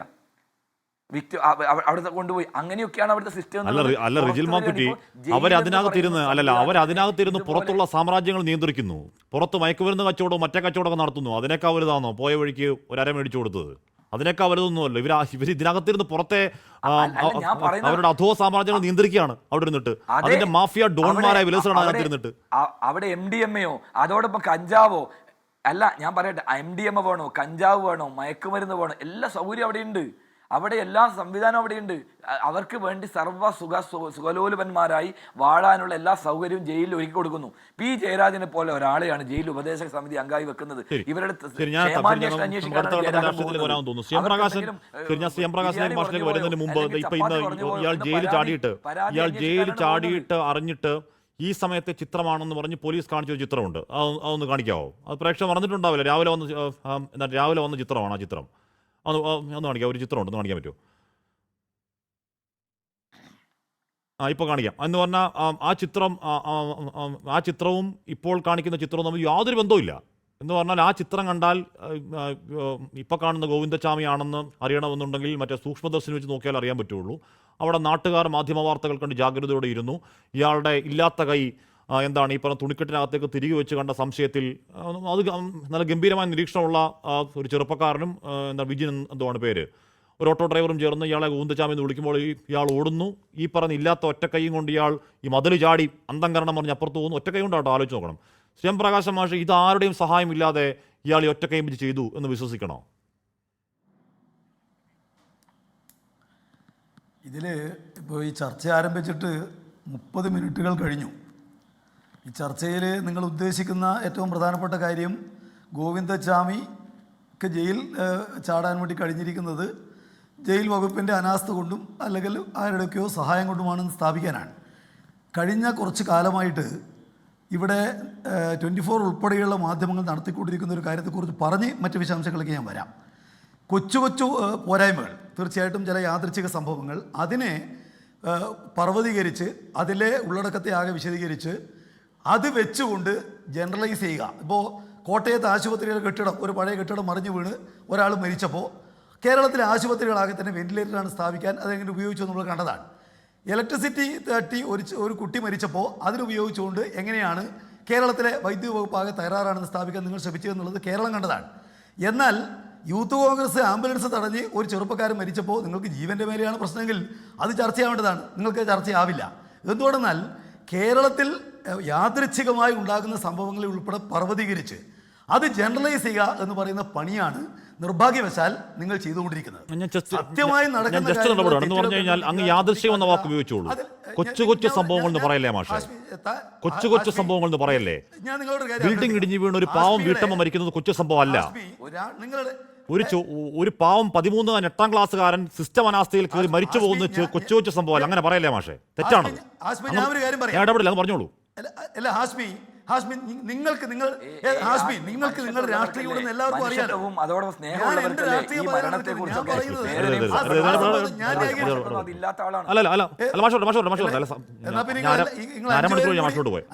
വർത്താനം പറ. എന്നെ എനിക്ക് പറയാനുള്ള കാര്യം 10 മിനിറ്റ് പറയാൻ അനുവദിക്കുമെങ്കിൽ മാത്രമേ ഞാൻ നിങ്ങളുടെ ചർച്ചയ്ക്ക് ഇരിക്കുന്നുള്ളൂ. നിങ്ങൾ പറയുന്ന കാര്യം സ്ഥാപിക്കാൻ എന്നെ ഉപയോഗിക്കേണ്ട കാര്യമില്ല. ഇവിടെ CPM-ന് പ്രതിനിധിയായിട്ടാണ് ഞാൻ വന്നിരിക്കുന്നത്. എനിക്ക് പറയാനുള്ള കാര്യങ്ങൾ പറയാൻ അനുവദിക്കണം. നിങ്ങൾക്ക് തെറ്റാണെന്ന് തോന്നാം, ഇത് നിങ്ങൾക്ക് വേണ്ടിയല്ലല്ലോ ഞാൻ പറയുന്നത്, കേരളത്തിലെ പ്രേക്ഷകർക്ക് വേണ്ടിയല്ലേ. അതുകൊണ്ട് എന്നെ പറയാനുള്ള കാര്യങ്ങൾ പറയാൻ അനുവദിക്കണം. നിങ്ങളിപ്പോൾ 20 മിനിറ്റ് നേരം ഈ ചർച്ച എന്തിനാണ് ഉപയോഗിച്ചത്? ഗോവിന്ദചാമി എന്ന് പറയുന്ന ഈ കേരളമാകെ വെറുക്കുന്ന, കേരളത്തിൽ ഏതൊരു മനുഷ്യനും നേൽ കയ്യിൽ കിട്ടിയാൽ കൊല്ലണമെന്ന് ആഗ്രഹിക്കുന്ന ഒരു കൊടും ക്രിമിനൽ, അയാളുടെ പോരായ്മകളെ സംബന്ധിച്ച് അയാൾ എന്തുകൊണ്ട് വെറുക്കുന്നു എന്ന കാര്യം പറയാനാണല്ലോ 20 മിനിറ്റ് കാര്യം നിങ്ങൾ ഉപയോഗിച്ചത്. യഥാർത്ഥത്തിൽ നിങ്ങൾ എന്തിനു വേണ്ടി അത് ഉപയോഗിക്കുന്നത്? ആ സംഭവത്തെ സെൻസേഷണലായി കൊണ്ടുവന്ന് ഗോവിന്ദചാമിയെ രക്ഷപ്പെടുത്താൻ ആഭ്യന്തര വകുപ്പ് സഹായിച്ചിരിക്കുന്നു. ഈ കുറ്റം സ്ഥാപിക്കാൻ വേണ്ടിയല്ലേ? ഗോവിന്ദചാമി ഇത്ര അന്യായക്കാരനാണെന്നുള്ള ആർക്കറിയാതിരിക്കുന്നത്? ഞാൻ ചോദിക്കട്ടെ, ഇപ്പോൾ ഓരോ സംഭവങ്ങളെയും കൃത്യമായിട്ട് പറയാൻ വേണ്ടി കഴിയുമെങ്കിൽ ഈ കേരളത്തിലെ ജയിലുകളിലെ 34 പേര് ഇപ്പോൾ വധശിക്ഷ വിധിച്ച് തടവുകാരായിട്ട് നിൽക്കുന്നുണ്ട്. 1880 പേര് ജീവപര്യന്തം തടവിൽ ശിക്ഷിക്കപ്പെട്ട് നിൽക്കുന്നുണ്ട്. അവരെല്ലാം ഇതുപോലെ ആളുകളെ കൊന്നവരാണ്, ബലാത്സംഗം നടത്തിയവരാണ്, അതുപോലെ ഒട്ടനവധി ക്രൂരകൃത്യങ്ങൾ ചെയ്തിരിക്കുന്ന ആളുകളാണ്. അവർക്കെല്ലാം ഓരോരുത്തരുടെയും സംഭവങ്ങളെ സംബന്ധിച്ച് പറയാനാണെങ്കിൽ ഇത്തരം ഒരുപാട് കാര്യങ്ങൾ അവരെ സംബന്ധിച്ചെല്ലാം പറയാനുണ്ടാവും. നിങ്ങൾ ഗോവിന്ദചാമിയുടെ തെറ്റുകളെ സംബന്ധിച്ച് പറഞ്ഞ് ഇതെല്ലാം ന്യായീകരിക്കുന്ന ആരോ ആണ് ഈ കേരളത്തിലെ ഭരണക്കാർ. ഇത് സ്ഥാപിക്കാനാണല്ലോ നിങ്ങൾ ശ്രമിക്കുന്നത്. ഞാൻ ചോദിക്കട്ടെ, കേരളത്തിൽ തടവ് ചെയ്ത ഏറ്റവും വലിയ ക്രിമിനൽ ആരാ? നമുക്ക് എല്ലാവർക്കും ഓർമ്മയുണ്ട്, അത് റിപ്പർ ചന്ദ്ര എന്ന് പറയുന്ന റിപ്പർ ജയാനന്ദനാണ്. പൂജപ്പുര സെൻട്രൽ ജയിലിൽ വെച്ചാണ് അയാൾ തടവ് ചാടിയത്. ജയാനന്ദൻ 7 കൊലക്കേസ് പ്രതിയാണ്. ഒരു കൊലക്കേസ് 2 പേരെ ഒന്നിച്ചു കൊന്നാണ്. 50-ലധികം മോഷണ കേസ് പ്രതിയാണ്. ഞാൻ പറഞ്ഞിരിക്കുന്ന വധശിക്ഷയ്ക്ക് വിധിക്കപ്പെട്ട ആളുകളെല്ലാം ഈ നിലക്ക് തന്നെയുള്ള ആളുകളാണ്. ഇപ്പോൾ നിങ്ങൾക്ക് ഓർമ്മയുണ്ടാവും, ഇവിടെ UDFിൻ്റെ ഭരണകാലത്ത് 2013-ലും അതുപോലെ 2011-ലും ജോസ്, ചന്ദ്രൻ, മണികണ്ഠൻ, ജയാനന്ദൻ, പ്രകാശ് ഇവർ ജയിൽ ചാടിയ ആൾ, അത് തിരുവനന്തപുരം ജയിലിൽ നിന്നാണ്. തലസ്ഥാനത്തുള്ള ജയിലിൽ നിന്ന് ചാടിയ ആളുകളെ സംബന്ധിച്ചാണ് ഞാനിവിടെ പറഞ്ഞിരിക്കുന്നത്. ഞാൻ ചോദിക്കട്ടെ, ഇവിടെ ഇന്ത്യ രാജ്യത്തിലെ ജയിലിൽ ഒരുപാട് ആളുകൾ തടവ് ചാടിയുമായി ബന്ധപ്പെട്ട കാര്യങ്ങൾ നമുക്കറിയാലോ. ചാൾസ് ശോഭാരാജ്, പഞ്ചാബിലെ മുഖ്യമന്ത്രിയെ കൊന്ന കേസിനകത്തുള്ള പ്രതി ജഗ്താർ സിംഗ് പവാർ, അതുപോലെ തന്നെ ഫൂലൻ ദേവിയെ കൊന്ന കേസിലെ ഷേർ സിംഗ് റാണ, അതുപോലെ നട്ടോറാൽ, ഇവരെല്ലാം ഇന്ത്യയിൽ ജയിലിയാടുവരാണ്. അവർക്കെല്ലാം ഈ പറയുന്ന കള്ളു കൊടുത്തിട്ടോ മദ്യം കൊടുത്തിട്ടോ ബിരിയാണി കൊടുത്തിട്ടൊന്നും ആയിരിക്കില്ലല്ലോ. അപ്പോൾ ജയിലിനകത്ത് നടക്കുന്ന ഒരു തെറ്റായ കാര്യം, ആ തെറ്റായ കാര്യം എന്തുകൊണ്ടുണ്ടായി, അത് ഇനി ആവർത്തിക്കാതിരിക്കാൻ എന്തു ചെയ്യണം എന്നതിനെ സംബന്ധിച്ച് അടുത്ത ചർച്ചയ്ക്ക് പകരം ഇദ്ദേഹം ഇന്ന ആളാണെന്ന് സ്ഥാപിച്ച് അയാളെ ചാടി പോകാൻ വേണ്ടിയിട്ട് എന്തോ LDFകാർ ഈ ഗവൺമെൻറ് അനുവദിച്ചു എന്നതിലൊക്കെ പറയുന്നത് ശരിയായിട്ടുള്ള കാര്യമല്ല. ഈ സംഭവം ഉണ്ടായപ്പോൾ തന്നെ വളരെ കൃത്യമായിട്ട് ജയിൽ മേധാവി ബൽറാം കുമാർ ഒരു കാര്യം പറഞ്ഞിട്ടുണ്ട്. ഈ സംഭവവുമായി ബന്ധപ്പെട്ട് 3 ഉദ്യോഗസ്ഥരെ പ്രാഥമിക അന്വേഷണത്തിന് മേലെ സസ്പെൻഡ് ചെയ്തിരിക്കുന്നു. ഇതിന് മേലെ ഉന്നതതലമായിട്ടുള്ള ഒരു അന്വേഷണം നടത്തുന്നതാണ്. എന്തുകൊണ്ടുണ്ടായി, ആവർത്തിക്കാൻ പാടില്ല. അതല്ലേ ചർച്ച ചെയ്യേണ്ടത്. അതിന് പകരം ഇവിടെ ഇപ്പോൾ പറയുന്നു അവിടെ ബിരിയാണി കൊടുക്കുന്നു. അത് ഈ കാര്യമായിട്ട് എന്താ ബന്ധമുള്ളത്? ജയിലിലുള്ള ഭക്ഷണം അത് നിയതമായി നിശ്ചയിക്കപ്പെട്ട സംഗതിയാണ്. അതുപോലെ ജയിലുണ്ടാകുന്ന ട്രീറ്റ്മെൻറ്റ് സംബന്ധിച്ച് എന്തെങ്കിലും ആക്ഷേപമുണ്ടെങ്കിൽ അത് ഉന്നയിക്കാലോ. അതെന്തോ മാർക്സിസ്റ്റുകാർ എന്തോ കാര്യം ചെയ്യുകയാണ് എന്ന് പറഞ്ഞ് ഇതെല്ലാം മാർക്സിസ്റ്റുകാരുടെ മേൽ കെട്ടിയേൽപ്പിക്കേണ്ട കാര്യം എന്താ? റിപ്പർ ചന്ദ്രൻ എന്ന് പറയുന്ന അവരെ ഈ പറയുന്ന ആളുകൾ ന്യായീകരിക്കാൻ, ഗോവിന്ദചാമിയെ ന്യായീകരിക്കാൻ ഞങ്ങളാരെങ്കിലും വരുന്നുണ്ടോ? നിങ്ങൾ ആദ്യത്തെ ചർച്ച കേട്ടാൽ തോന്നുക ഗോവിന്ദചാമിയെ അതിൻ്റെ ക്രൂരത ബോധ്യമുള്ളത് നിങ്ങൾ, അതിനെല്ലാം ന്യായീകരിക്കുന്നത് ഞങ്ങൾ. അങ്ങനെ പറയരുത്. ഗോവിന്ദചാമി ഈ കേരളത്തിൽ ആര് കണ്ടാലും കയ്യിൽ കിട്ടിയാൽ കൊല്ലണം എന്ന് ആഗ്രഹിക്കുന്ന മനുഷ്യനാണ്. അത്രമാത്രം കൊടുക്കുന്ന ആർക്കറിയാതിരിക്കുന്നേ? അത് വൈകാരികമായി സെൻസേഷണലായിട്ട് അവതരിപ്പിച്ച് അതാകെ കേരളത്തിലെ ഗവൺമെന്റിനെതിരെയുള്ള ഒരു ചിന്തയാക്കി മാറ്റാൻ നിങ്ങൾ നടത്തുന്ന ഈ ശ്രമം മാധ്യമധർമ്മത്തിനെതിരാണ്. ഞാനത്തേ പറയുന്നുള്ളൂ, ഇതൊരു മാധ്യമധർമ്മമല്ല. ഉണ്ടായ സംഭവം നിങ്ങൾ പറഞ്ഞോ, അവിടെ ഈ പറഞ്ഞ ഒറ്റക്കയ്യൻ എങ്ങനെ സ്വാഭാവിക സഹായം ഉണ്ടായിട്ടുണ്ടാവും? പരിശോധിക്കേണ്ട കാര്യമാണ്. ആരെയും അതിനെ ന്യായീകരിക്കുന്നത്? അതുകൊണ്ടാണല്ലോ 3 പേരെ സസ്പെൻഡ് ചെയ്തു, ഉന്നതതല അന്വേഷണത്തിന് ഉത്തരവിട്ടു. അദ്ദേഹത്തെ ജനങ്ങളുടെ സഹായത്തോടുകയാണെങ്കിലും 3.5 മണിക്കൂർ കൊണ്ട് പിടിക്കാൻ കഴിഞ്ഞു. അതൊരു ചെറിയ കാര്യമല്ലേ. നിങ്ങളിപ്പോൾ കണ്ണൂരിനെ സംബന്ധിച്ച് പറയുമ്പോൾ കണ്ണൂരിനെ ആകെ മോശമാക്കിയിട്ടാണല്ലോ പലപ്പോഴും നിങ്ങൾ ചർച്ച ചെയ്യുക. പക്ഷേ കണ്ണൂർ തന്നെയായി പ്രതികളെ പിടിച്ചത്. ആ പിടിക്കുന്നതിൽ അവിടെയുള്ള ആ തളാപ്പിലെ നാട്ടുകാർ നല്ലതുപോലെ പങ്കുവച്ചിട്ടുണ്ട്. നല്ലതുപോലെ അത്തരം കാര്യങ്ങൾ ബോധ്യമുള്ളവരാ കണ്ണൂരിലെ ആളുകൾ. അപ്പോൾ അതൊന്നും കാണാതെ നിങ്ങൾക്ക് ഈ എന്ത് കാര്യമുണ്ടെങ്കിലും എങ്ങനെയാണ് ഗവൺമെന്റിനെ കുറ്റപ്പെടുത്താൻ കഴിയുക, CPM-നെ കുറ്റപ്പെടുത്താൻ കഴിയുക? അങ്ങനെ ഉപയോഗിക്കരുത്. ഏത് ചെറിയ സംഭവം ഉണ്ടായാലും അതിനെ ജനറലൈസ് ചെയ്യുക എന്ന് പറയുന്ന നിലയല്ല ഉണ്ടാവണം. ആളുകളുള്ള ഒരു ജയിലിനകത്ത് സ്വാഭാവികമായിട്ടും ഇത്തരം ചില ഞാൻ എണീറ്റ് പോത്ര തന്നെ. നിങ്ങൾക്ക് കാര്യങ്ങൾ ന്യായീകരിക്കാൻ വേണ്ടിയിട്ട് ന്യായീകരിക്കേണ്ട കാര്യമില്ലല്ലോ. ഞാൻ പറഞ്ഞു ഇയാളെ നിങ്ങൾക്ക് കാര്യങ്ങൾ നിലപാടിലേക്ക് എത്തിക്കാൻ ന്യായീകരിക്കേണ്ട കാര്യമില്ലല്ലോ. ഇല്ല, ഞാൻ ഇടപെട്ടില്ലെന്ന് പറഞ്ഞു. ഇടപെടാൻ ഞാൻ കേൾക്കായിരുന്നു. ഇടപെടാതെ കേൾക്കുക ഞങ്ങൾക്ക് എത്താൻ. ഞാൻ പറഞ്ഞ കാര്യം ഇത്രയേ ഉള്ളൂ. കേരളത്തിൽ ഇപ്പോ താജ് ഇബ്രാഹിം ഉൾപ്പെടെയുള്ള മാധ്യമപ്രവർത്തകർ ചെയ്തുകൊണ്ടിരിക്കുന്ന കാര്യം യാദൃച്ഛികമായി ഉണ്ടാകുന്ന സംഭവങ്ങൾ. ഇപ്പോ കെട്ടിടം വീട് മരിച്ചതിന് എന്താ ഗവൺമെന്റ് ഉത്തരവാദിത്തം? കറണ്ട് തട്ടി മരിച്ചതിന് എന്താ ഗവൺമെന്റ് ഉത്തരവാദിത്തം? അതുപോലെ ഒരാൾ ജയിൽ ചാടിയതിന് എന്താ ഗവൺമെന്റ് ഉത്തരവാദിത്തം? ആ ഒറ്റപ്പെട്ട സംഭവങ്ങളെ പർവ്വതീകരിച്ച് സെൻസേഷണലാക്കി അതാണ് ആകെ എന്ന് സ്ഥാപിക്കുന്ന ഒരു ജോലി പ്രതിപക്ഷം ചെയ്യും. അവരുടെ രാഷ്ട്രീയ പ്രവർത്തനമാണത്. അതിനെ അന്യായമായി സഹായിക്കുക, അതാണ് നിർഭാഗ്യവശാൽ താജ് അടക്കമുള്ള ആളുകൾ എല്ലാ ദിവസവും ചെയ്യുന്നത്. ഓക്കെ മാഷെ, എനിക്കതിൽ വിയോജിപ്പുണ്ട്, വിമർശനമുണ്ട്. നമ്മൾ അതിലേക്ക് ഞാൻ പിടിക്കാത്ത കാരണം നമുക്ക് അധികം സമയമില്ലാത്തതുകൊണ്ടാണ്. അപ്പോൾ വിട്ടേക്ക്. George Joseph, George Joseph Shri Mohan റോയിലേക്ക് എത്താൻ വൈകി എന്ന് പറഞ്ഞാൽ തുടക്കത്തിൽ അമ്മയുണ്ടായിരുന്നു, അമ്മയോട് കുറച്ച് നേരം കേൾക്കണമായിരുന്നു. അതിനുശേഷം ആ പോലീസ് ഉദ്യോഗസ്ഥനുണ്ടായിരുന്നു, ഉദ്യോഗസ്ഥന് ചില പ്രധാന ഇൻപുട്ട്, അതുകൊണ്ടാണ് ഞാൻ എല്ലാം എത്താൻ വൈകി, എന്നോട് ക്ഷമിക്കണം. ജോർജ് ജോസഫ്, ഇത് എളുപ്പമാണോ? Shri George Joseph? ഒരു കൈയുള്ള ഒരാൾ ആ ഒറ്റക്കൈ കരുത്തിൽ ഈ പറയുന്ന കേരളത്തിലെ ഏറ്റവും ടോപ്പ് മോസ്റ്റ് സെക്യൂർ ജയിൽ, ഒന്നല്ല എന്താണ്, ഒരു ചുറ്റുമതിൽ, അതിനുശേഷം 7.5 മീറ്ററുള്ള മറ്റൊരു ചുറ്റുമതിൽ 8 മാസത്തെ പ്ലാനിങ്ങിൽ ചാടിക്കടന്നു, അത് ഒറ്റയ്ക്ക്. വിശ്വസനീയമാണോ ജോർജ് ജോസഫ്? അത് സാധിക്കുമെന്നാണ് എനിക്ക് തോന്നുന്നത്.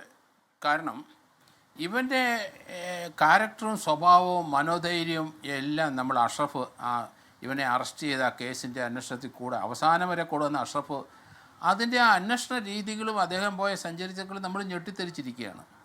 കാരണം ഇവൻ ആരാണ് എന്ന് അദ്ദേഹത്തിന് വ്യക്തമായ അതിൽ കൂടെ ഏതായാലും 24 കൂടെ പങ്കും വെച്ചു. അത് തന്നെയല്ല, ഞാൻ ഇവിടെ ഇവൻ ചാടി എന്ന് പറഞ്ഞാൽ നേരത്തെ ഞാൻ ഈ പൂജപ്പുരയിലെ ആ സെൻട്രൽ ജയിലിൽ നിന്ന് ഒരാൾ ചാടി, അത് കൊലക്കേസ് പ്രതി, അന്ന് അവൻ സ്വീകരിച്ച അതേ മോഡസ് ഓപ്പറാൻഡി തന്നെയാണ് ഇവനും സ്വീകരിച്ചിരിക്കുന്നത്.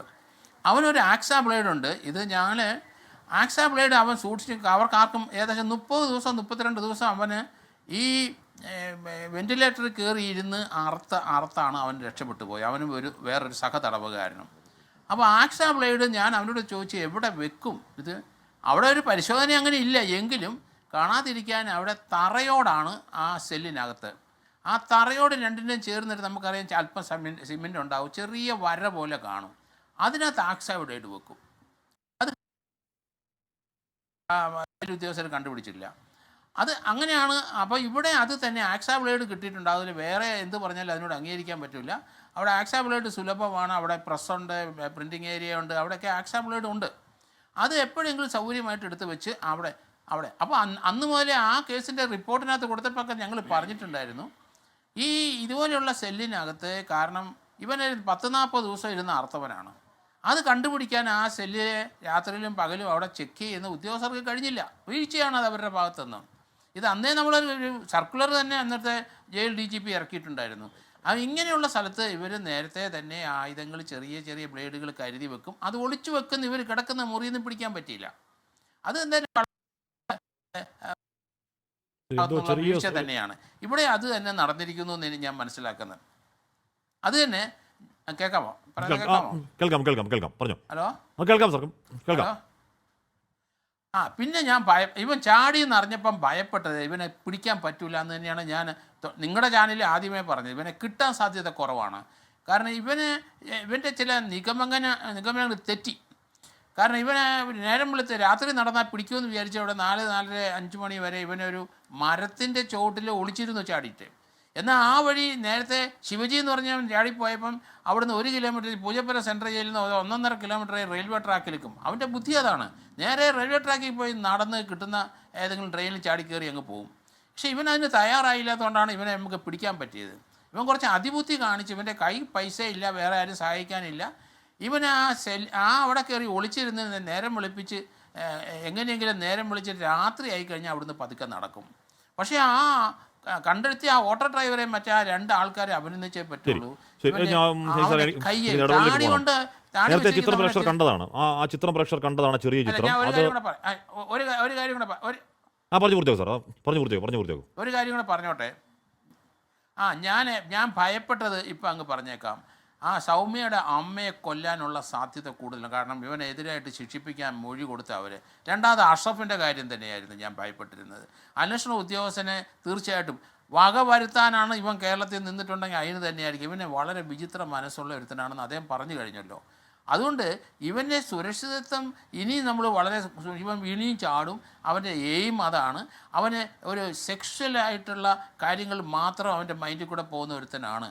കാരണം എവിടെ ചെന്നാലും ശരി അവന് ഇതിന് മാത്രം മുൻതൂക്കം കൊടുക്കുന്ന ഒരു ക്രിമിനലാണ്. അത് നമ്മൾ വിചാരിക്കുന്ന ലെവലല്ല. അതിനുവേണ്ടി ആരെ കൊല്ലുന്നൊന്നും അവന് അതിനൊക്കെ പരിഹാരം എന്താണെന്ന് പറയാൻ നാക്ക് അതുകൊണ്ട് ധരിക്കുന്നുണ്ട്. പക്ഷേ പറഞ്ഞുകൂടാ, ഇവന്റെ നമ്മൾ സുരക്ഷിതത്വം ഇരിക്കുന്ന ഇനിയും ഒരു സൂക്ഷിക്കേണ്ട മാന്യന്മാരുടെ രീതിയിൽ പ്ലാറ്റ്ഫോമിലായതാണെന്ന് പറയാൻ പറ്റുന്നില്ല. പോട്ടെ, ഞാൻ തിരികെ എത്താം ഇടവേളയ്ക്ക് ശേഷം. മോഹൻറോ, ഇയാൾക്ക് ഈ കൂസലില്ലായ്മ വരുന്നത് എന്തുകൊണ്ടാണ്? ഇയാൾക്കൊരു പേടിയും വരാത്തത് എന്തുകൊണ്ടാണ് എന്ന് പറഞ്ഞാൽ, ഇയാൾ രക്ഷപ്പെടാൻ വേണ്ടി ജയിൽ ചാടിയാണല്ലോ. ജയിൽ ചാടിയതിന് ശേഷം ഇയാൾ വളരെ കൂളായി, ആദ്യത്തെ CCTV നമ്മുടെ കയ്യിൽ ഉണ്ടെങ്കിൽ ഒന്ന് പ്ലേ ചെയ്താൽ പ്രഷർ കണ്ടതാണ്. അയാൾ വളരെ കൂളായി ശാന്തനായി നടന്നു പോകുന്നുണ്ട്.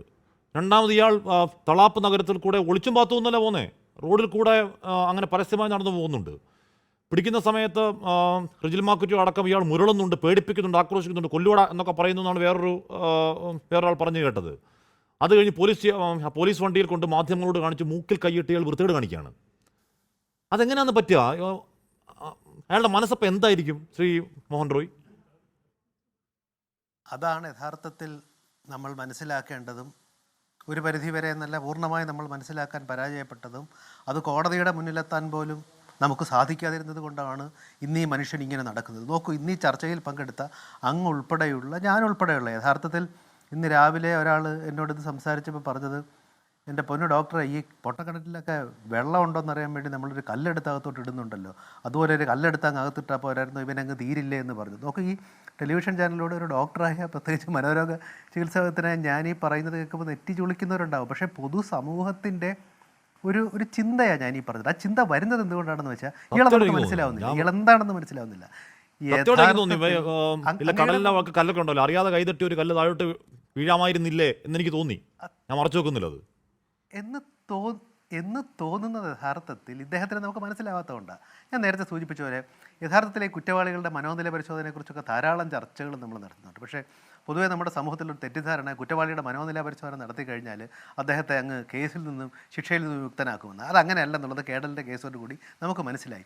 ഇയാൾ യഥാർത്ഥത്തിൽ ഇന്നിപ്പോൾ നേരത്തെ ശ്രീ അഷ്റഫ് പറഞ്ഞതും മറ്റുള്ളവർ പറഞ്ഞ ഇദ്ദേഹത്തിൻ്റെ ഒരു ബിഹേവിയർ പ്രൊഫൈലിംഗ് കൂട്ടി വായിച്ചു കഴിഞ്ഞാൽ ഇയാൾ യഥാർത്ഥത്തിൽ ഒരു കൊടും ക്രൂരനായ, എംപതി എന്ന് പറയുന്ന അനുതാപമില്ലാത്തത്, സാധാരണ സാമൂഹ്യ വിരുദ്ധ വ്യക്തിത്വ വൈകല്യമുള്ളവർക്ക് ഇത്തരം കാര്യങ്ങൾ ഉണ്ടാകുന്നത്, അതുള്ള ഒരു സെക്സ് അഡിക്റ്റായ, സെക്സ് മാനിക് എന്നൊക്കെ നമ്മൾ പൊതുഭാഷയിൽ പറയുന്ന ഒരു സൈക്കോപാത്താണ് ഇയാൾ. ഈ സൈക്കോപാത്തിൻ്റെ പ്രശ്നം എന്താണെന്ന് വെച്ചാൽ അയാൾക്കൊരു കുറ്റബോധവും ഉണ്ടാകുന്നില്ല. അയാളുടെ തലച്ചോറിൽ ഇപ്പോൾ നമുക്കറിയാവുന്നത് പോലെ അങ്ങേക്ക് ഇത് തോന്നിയെങ്കിൽ, അങ്ങേക്ക് റോഡിലൂടെ പോകുമ്പോൾ അങ്ങേക്ക് ഒരു അപകടം കണ്ടാൽ ഈ അപകടം കണ്ട ആളിനോട് അനുതാപം തോന്നുന്നതുകൊണ്ടാണ് അങ്ങേക്ക് അദ്ദേഹത്തെ എടുത്ത് ആശുപത്രിയിൽ കൊണ്ടുപോകാൻ സാധിക്കുന്നത്. പക്ഷേ ഇത് കാണാതെ, ഇപ്പോൾ നമ്മൾ പഴയ ചില കഥാപാത്രങ്ങളൊക്കെ, ചില സിനിമയിലൊക്കെ കഥാപാത്രമുണ്ട്. എനിക്കൊന്ന് ലാൽ അവതരിപ്പിച്ച ഒരു സിനിമയിലെ ഒരു കഥാപാത്രം, ലാലും മമ്മൂട്ടിയും ഇവിടെ ഉള്ളത്, എനിക്കത് ബ്ലാക്ക് എന്ന് പറഞ്ഞൊരു സിനിമയാണ്. അതിൽ ഈ ലാൽ പറയുന്ന ഒരു രംഗമുണ്ട്. യഥാർത്ഥത്തിൽ ഒരു ആൻറ്റി സോഷ്യലിൻ്റെ ഭാവം ലാൽ പൂർണ്ണമായും ആവാഹിച്ചുകൊണ്ടോ. അത് ലാൽ പറയുന്ന ഒരു ഡയലോഗ് എന്താണെന്ന് വെച്ചാൽ, ഈ ക്ലോസ് റേഞ്ചിൽ അവൻ്റെ പള്ളയ്ക്ക് കത്തി കയറ്റിയിട്ട് വലിക്കുമ്പോൾ ഉള്ള ഒരാർത്തനാദം കേൾക്കുമല്ലോ കൊമ്മാരി, അത് കേൾക്കാനായിട്ട് ഞാൻ അവനെ കുത്തിയതാണെന്ന് പറയാറുണ്ട്. ആ കുത്തുന്നു എന്ന് പറയുമ്പോഴുള്ള ലാലിൻ്റെ മുഖത്ത് ഒരു ഉന്മാദം ശ്രദ്ധിച്ചാൽ അത് ഈ ആൻറ്റി സോഷ്യൽ, സാമൂഹ്യവിരുദ്ധ വ്യക്തിത്വ വൈകല്യമുള്ളവർക്കുള്ളതാണ്. ഇതിൻ്റെ ഒരു അസസ്മെൻറ്റും മറ്റും നടന്നിട്ടില്ല. മാത്രമല്ല ഇദ്ദേഹത്തിൻ്റെ കേസുമായി ബന്ധപ്പെട്ട് ഒരിടത്ത് ഇതുപോലെ ഒരു പോലീസ് ഓഫീസർ പറഞ്ഞ ഒരു കഥ, ഇയാളുടെ രക്തപരിശോധനയ്ക്കായിട്ട് ഇയാളുടെ രക്തം പരിശോധിക്കാനായി, അതൊരു സ്ത്രീ ടെക്നീഷ്യനാണത്രേ രക്തം പരിശോധിക്കാൻ പോയത്. അത് ഈ ക്യാനുല ഇദ്ദേഹത്തിൻ്റെ കയ്യിലോട്ട് കിട്ടിയപ്പോൾ അദ്ദേഹത്തിൻ്റെ യഥാർത്ഥത്തിൽ ലൈംഗികമായ ഉത്തേജനം ഉണ്ടായതിൻ്റെ പരസ്യമായ ലക്ഷണം അവർ കണ്ടു എന്നുള്ളതാണ്. നോക്കൂ, അത്തരത്തിലുള്ള ഒരാളാണ് ഇയാൾ. ഇയാളുടെ ഈ അവസ്ഥയും നിലയും ഒന്നും യഥാർത്ഥത്തിൽ കോടതിയിൽ കൃത്യമായി പ്രതിഫലിക്കപ്പെട്ടിട്ടില്ല. ഇപ്പോൾ സുപ്രീം കോടതി ഇദ്ദേഹത്തിൻ്റെ കേസ് പരിശോധിച്ചപ്പോൾ പറഞ്ഞത്, ഈ 302 വകുപ്പ് കൃത്യമായി അപ്ലൈ ചെയ്യണമെന്നുണ്ടെങ്കിൽ ഈ ട്രെയിനിൽ നിന്ന് തള്ളിയിട്ടത് മരണകാരണമായേക്കാമെന്ന് അദ്ദേഹത്തിന് അല്പോ ബോധ്യമില്ലായിരുന്നു അത്രേ. നോക്കൂ, ട്രെയിനിൽ നിന്ന് തള്ളി പുറത്തിട്ട് അത് കഴിഞ്ഞ് വലിച്ചുകൊണ്ട് പോയി ലൈംഗിക സംതൃപ്തീകരണം നടത്തിയ ഒരാൾക്ക് ഇതിൻ്റെ ഉദ്ദേശമില്ലായിരുന്നു എന്നൊക്കെ ഒരു കോടതിയൊക്കെ തീരുമാനിച്ചു കഴിഞ്ഞാൽ നമ്മളിപ്പോൾ എന്തെങ്കിലും പറഞ്ഞ് അത് കോടതി ലക്ഷ്യമൊക്കെ ആയി പോകുമല്ലോ എന്നുള്ളതുകൊണ്ടാണ് ഞാൻ അതിലേക്ക് കടക്കാത്തത്. അതുകൊണ്ട് തന്നെയാണ് ഉദ്യോഗസ്ഥൻ അതുവരെ നമ്മുടെ ഈ അഷ്റഫ് സാറൊക്കെ കൃത്യമായി കാര്യങ്ങൾ പറഞ്ഞ്, വകുപ്പുകൾ പറഞ്ഞ് പഠിപ്പിച്ചൊരു ഉദ്യോഗസ്ഥൻ, അതുവരെ ഉണ്ടായിരുന്ന ഉദ്യോഗസ്ഥൻ പെട്ടെന്ന് അങ്ങ് മാറി. ഈ ഉദ്യോഗസ്ഥരും അറിഞ്ഞില്ല. ഈ കേസ് തോറ്റു കഴിഞ്ഞപ്പോഴത്തേക്കാണ് ഉദ്യോഗസ്ഥ മാറിയാൽ ഇവർ പോലും അറിയുന്നത്. അങ്ങനെ കുറേ പിഴവുകൾ സംഭവിച്ചു. നമുക്ക് അതിനോട് സമയമില്ലാത്തതാണ് ഞാൻ പറയാത്തതാണ്. അങ്ങ് പറഞ്ഞോളൂ. അല്ല, തീർച്ചയായും നമുക്കതറിയാം. പക്ഷേ അതിൻ്റെ പുറകെയൊക്കെ പോകുക എന്നുള്ളത് തന്നെയാണല്ലോ നമ്മുടെ സിസ്റ്റം ചെയ്യേണ്ടത്. ഇപ്പോൾ യഥാർത്ഥത്തിൽ നമ്മൾ നേരത്തെ പറഞ്ഞതുപോലെ ഇയാളിൽ നിന്നും സമൂഹത്തെ രക്ഷിക്കേണ്ടതുണ്ട് എന്ന് പറയുന്നത് പോലെ തന്നെ സമൂഹത്തിൽ നിന്നും ഇയാളെ രക്ഷിക്കേണ്ടതുണ്ട്. ഇപ്പോൾ ഒരു രാജ്യത്ത് നിലവിലുള്ള നിയമ സംവിധാനങ്ങൾക്കനുസരിച്ച് ഇയാളെ അങ്ങ് കഴിവേറ്റണമോ എന്നുള്ളതും അതോ കോഴിക്കറി കഴിക്കാൻ കൊടുക്കണമോ എന്നുള്ളതും ഒക്കെ നമുക്ക് തീരുമാനിക്കുന്ന കാര്യമാണ്. കഴിവേറ്റാനാണെങ്കിലും കോഴിക്കറി കൊടുത്ത് വളർത്താനാണെങ്കിലും ശരി തന്നെ കൃത്യമായ നിയമ സംവിധാനത്തിലൂടെ ഇയാൾ കടന്നു പോകുന്നു എന്നുള്ളത് നമ്മൾ ഉറപ്പുവരുത്തേണ്ടതാണ്. അത്തരത്തിൽ ഉറപ്പുവരുത്തിയില്ലെങ്കിൽ, നോക്കൂ, നമ്മളിതിൻ്റെ പ്ലാനിങ്ങും ഒക്കെ ഒന്ന് നോക്കൂ. ഒരു 7.5 മീറ്റർ നീളമുള്ള മതിലിലേക്ക് ഇത്ര കൃത്യമായി ഇയാൾക്ക് പിടിച്ചു കയറണമെങ്കിലുള്ള ഇയാളുടെ മസിൽ പവർ എന്തായിരിക്കുമെന്ന് നോക്കിയാമോ? എനിക്ക് തോന്നുന്നു നമ്മുടെ ഇടയിലൊക്കെ വ്യായാമം ചെയ്യുന്നവരുണ്ടെങ്കിൽ ഒരു പുള്ളപ്പോ ചിന്നപ്പോ ഒക്കെ ചെയ്യുമ്പോൾ വേണ്ട മസിൽ പവർ അത്രയാണെന്ന് അറിയുമ്പോൾ ഒറ്റ കയ്യിൽ ഈ കയറിൽ പിടിച്ച് മുകളിലേക്ക് പോകാനുള്ള മസിൽ പവർ ഇയാൾ ഡെവലപ്പ് ചെയ്തിട്ടുണ്ടെങ്കിൽ അത് നമ്മൾ എങ്ങനെയാണെന്ന് മിസ് ചെയ്യുന്നത്. വളരെ കൃത്യമായി ഒരു സംവിധാനമില്ലേ യഥാർത്ഥത്തിൽ? കണ്ണൂരിലെ ഈ ജയിലിലെ ഈ പ്രദേശത്തെക്കുറിച്ച് ഞാൻ അറിഞ്ഞിട്ടുള്ളത് ജയിലിനുള്ളിലെ ജയിലെന്നാണ്. ജയിലിനുള്ളിലെ ജയിലുകൾക്കുള്ളിൽ ഗോവിന്ദസ്വാമിമാരെ തളച്ചിടാൻ സാധിക്കുന്നില്ലെങ്കിൽ അതീവ സുരക്ഷയുള്ള ജയിലുകൾക്കപ്പുറം അതീവ സുരക്ഷയുള്ള ജയിലുകളുണ്ടാവണം. ഇപ്പോൾ പല വികസിത രാജ്യങ്ങളും ഒക്കെ ആണെങ്കിൽ ഇത്തരം സെക്ഷൽ ഒഫൻഡേഴ്സിൻ്റെ ശരീരത്തിലൊക്കെ ചിപ്പ് ഘടിപ്പിച്ചങ്ങ് വിടുമെന്ന്. ഈ ചിപ്പ് ഘടിപ്പിച്ച് വിട്ട് കഴിഞ്ഞാൽ ഇവർ ഒരു കൗണ്ടിയിൽ നിന്നും മറ്റൊരു കൗണ്ടിയിലേക്ക്, അല്ലെങ്കിൽ അവിടുത്തെ ഒരു സംസ്ഥാനത്തിൽ നിന്നും മറ്റൊരു സംസ്ഥാനത്തിലേക്ക് പോയി അവരെ ലൈവ് ട്രാക്കിംഗ് ചെയ്യാനുള്ള സംവിധാനമുണ്ട്. അതിവർ പുറത്തു പോകുമ്പോഴുള്ള കാര്യമാണ്. അപ്പോൾ ഉള്ളിലുള്ള ഇവരിൽ നിന്നും സമൂഹത്തെ രക്ഷിക്കാൻ ഇനി വേണമെങ്കിൽ നമ്മൾ വധശിക്ഷ ഇവിടെ നടപ്പാക്കിയില്ല എന്നുള്ളത് കൊണ്ട് സമൂഹത്തിൽ നിന്നും ഇവരെ രക്ഷിക്കണമെങ്കിലും ഇത്തരത്തിലുള്ള ആൾക്കാരെ ഒരു കാരണവശാലും ഇവർ യഥാർത്ഥത്തിൽ സാമൂഹിക ജീവികളായി ജീവിതം നയിക്കാൻ അർഹരല്ല, യോഗ്യരല്ല എന്നുള്ളത് ഇന്ന് അവസാനം അയാൾ ആ പോലീസ് വാനിൽ നിന്ന് കാണിച്ച ദൃശ്യത്തിൽ നിന്ന് തന്നെ വളരെ വ്യക്തമാണ്. ഇത്തരത്തിലുള്ള ആൾക്കാരെ അങ്ങഴിച്ചു വിട്ടുകൊണ്ട് ഒരു പരിഷ്കൃത സമൂഹമെന്ന് നാം പറയുന്നെങ്കിൽ നാം ലജ്ജിക്കേണ്ടതുണ്ട്.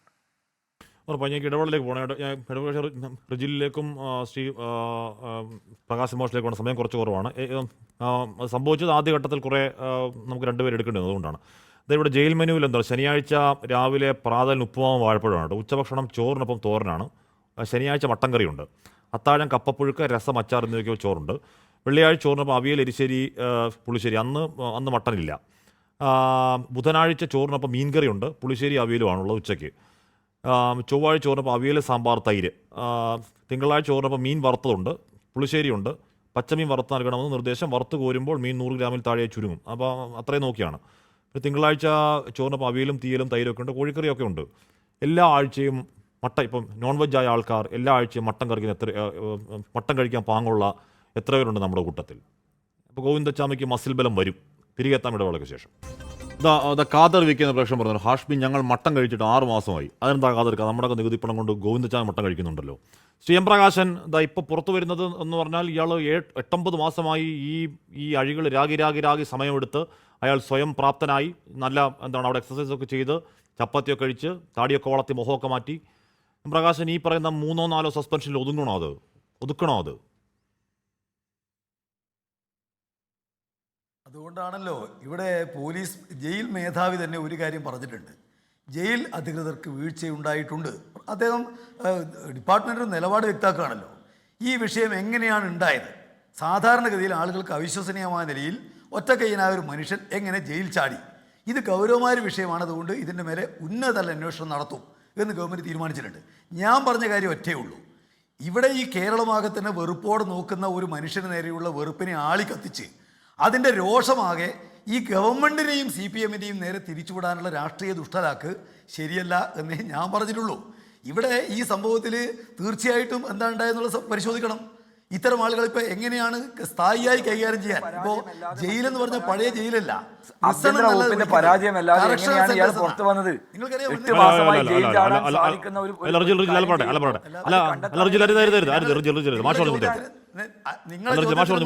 നിങ്ങളെ ചോദ്യത്തിനൊന്നും ഉത്തരം പറയാനല്ല ഞാനിവിടെ നിൽക്കുന്നത്. നിങ്ങൾക്ക് പറയാനുള്ള നിങ്ങൾ വേറെ പറഞ്ഞോ.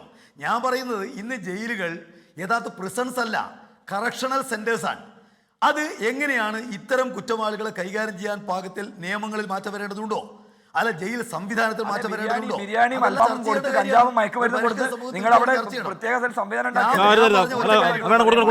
ഇപ്പോഴത്തെ ട്രെൻഡ് കുഴിമന്തിയാണ്. അതൊക്കെ വേണം, അതും കൊടുക്കണം. അല്ല വിട്ടുവിട്ടെ. അല്ല അല്ല ഇപ്പോഴത്തെ ട്രെൻഡ് കുഴിമന്തിയാണ്. അപ്പോൾ കടവാർക്ക് കുഴിമന്തി ആഗ്രഹം ഉണ്ടാവില്ലേ? നമ്മുടെ നികുതി പണം ഉണ്ടല്ലോ, കൊടുക്കണം. ഒരു മിനിറ്റ് അല്ല പ്രകാശം അവിടെ മദ്യവും മദിരാശിയും അതോടൊപ്പം തന്നെ അതോടൊപ്പം തന്നെ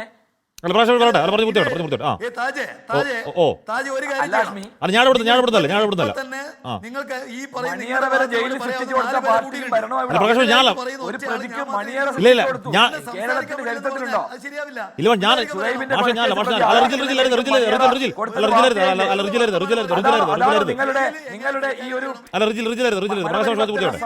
ഭക്ഷണം കൊടുക്കണം, ജയിലിൽ എങ്ങനെ കൈകാര്യം അതെ, ചെയ്യണം നിങ്ങൾക്കേ ചെയ്യാൻ ഇതിനെല്ലാം പറ്റൂ. കൃത്യമായ മണിയറ നിയമങ്ങളുണ്ട്. സൃഷ്ടിച്ചു കൊടുത്ത് കൊലയാളിക്ക് അതെല്ലാം മണിയറ സൃഷ്ടിച്ചു കൊടുക്കുന്നത് ഉണ്ടാക്കിയിട്ടുള്ളത് ഈ ഭരണകൂടത്തിനും നിയമസഭയാണ്. ഈ അല്ല സംവിധാനം അല്ല റിജിൽ അല്ല മാഷ് നിയമസഭയിൽ മാഷ് 8 വാരക്കാലം ഭരിച്ച പാർട്ടി ഞങ്ങളല്ല.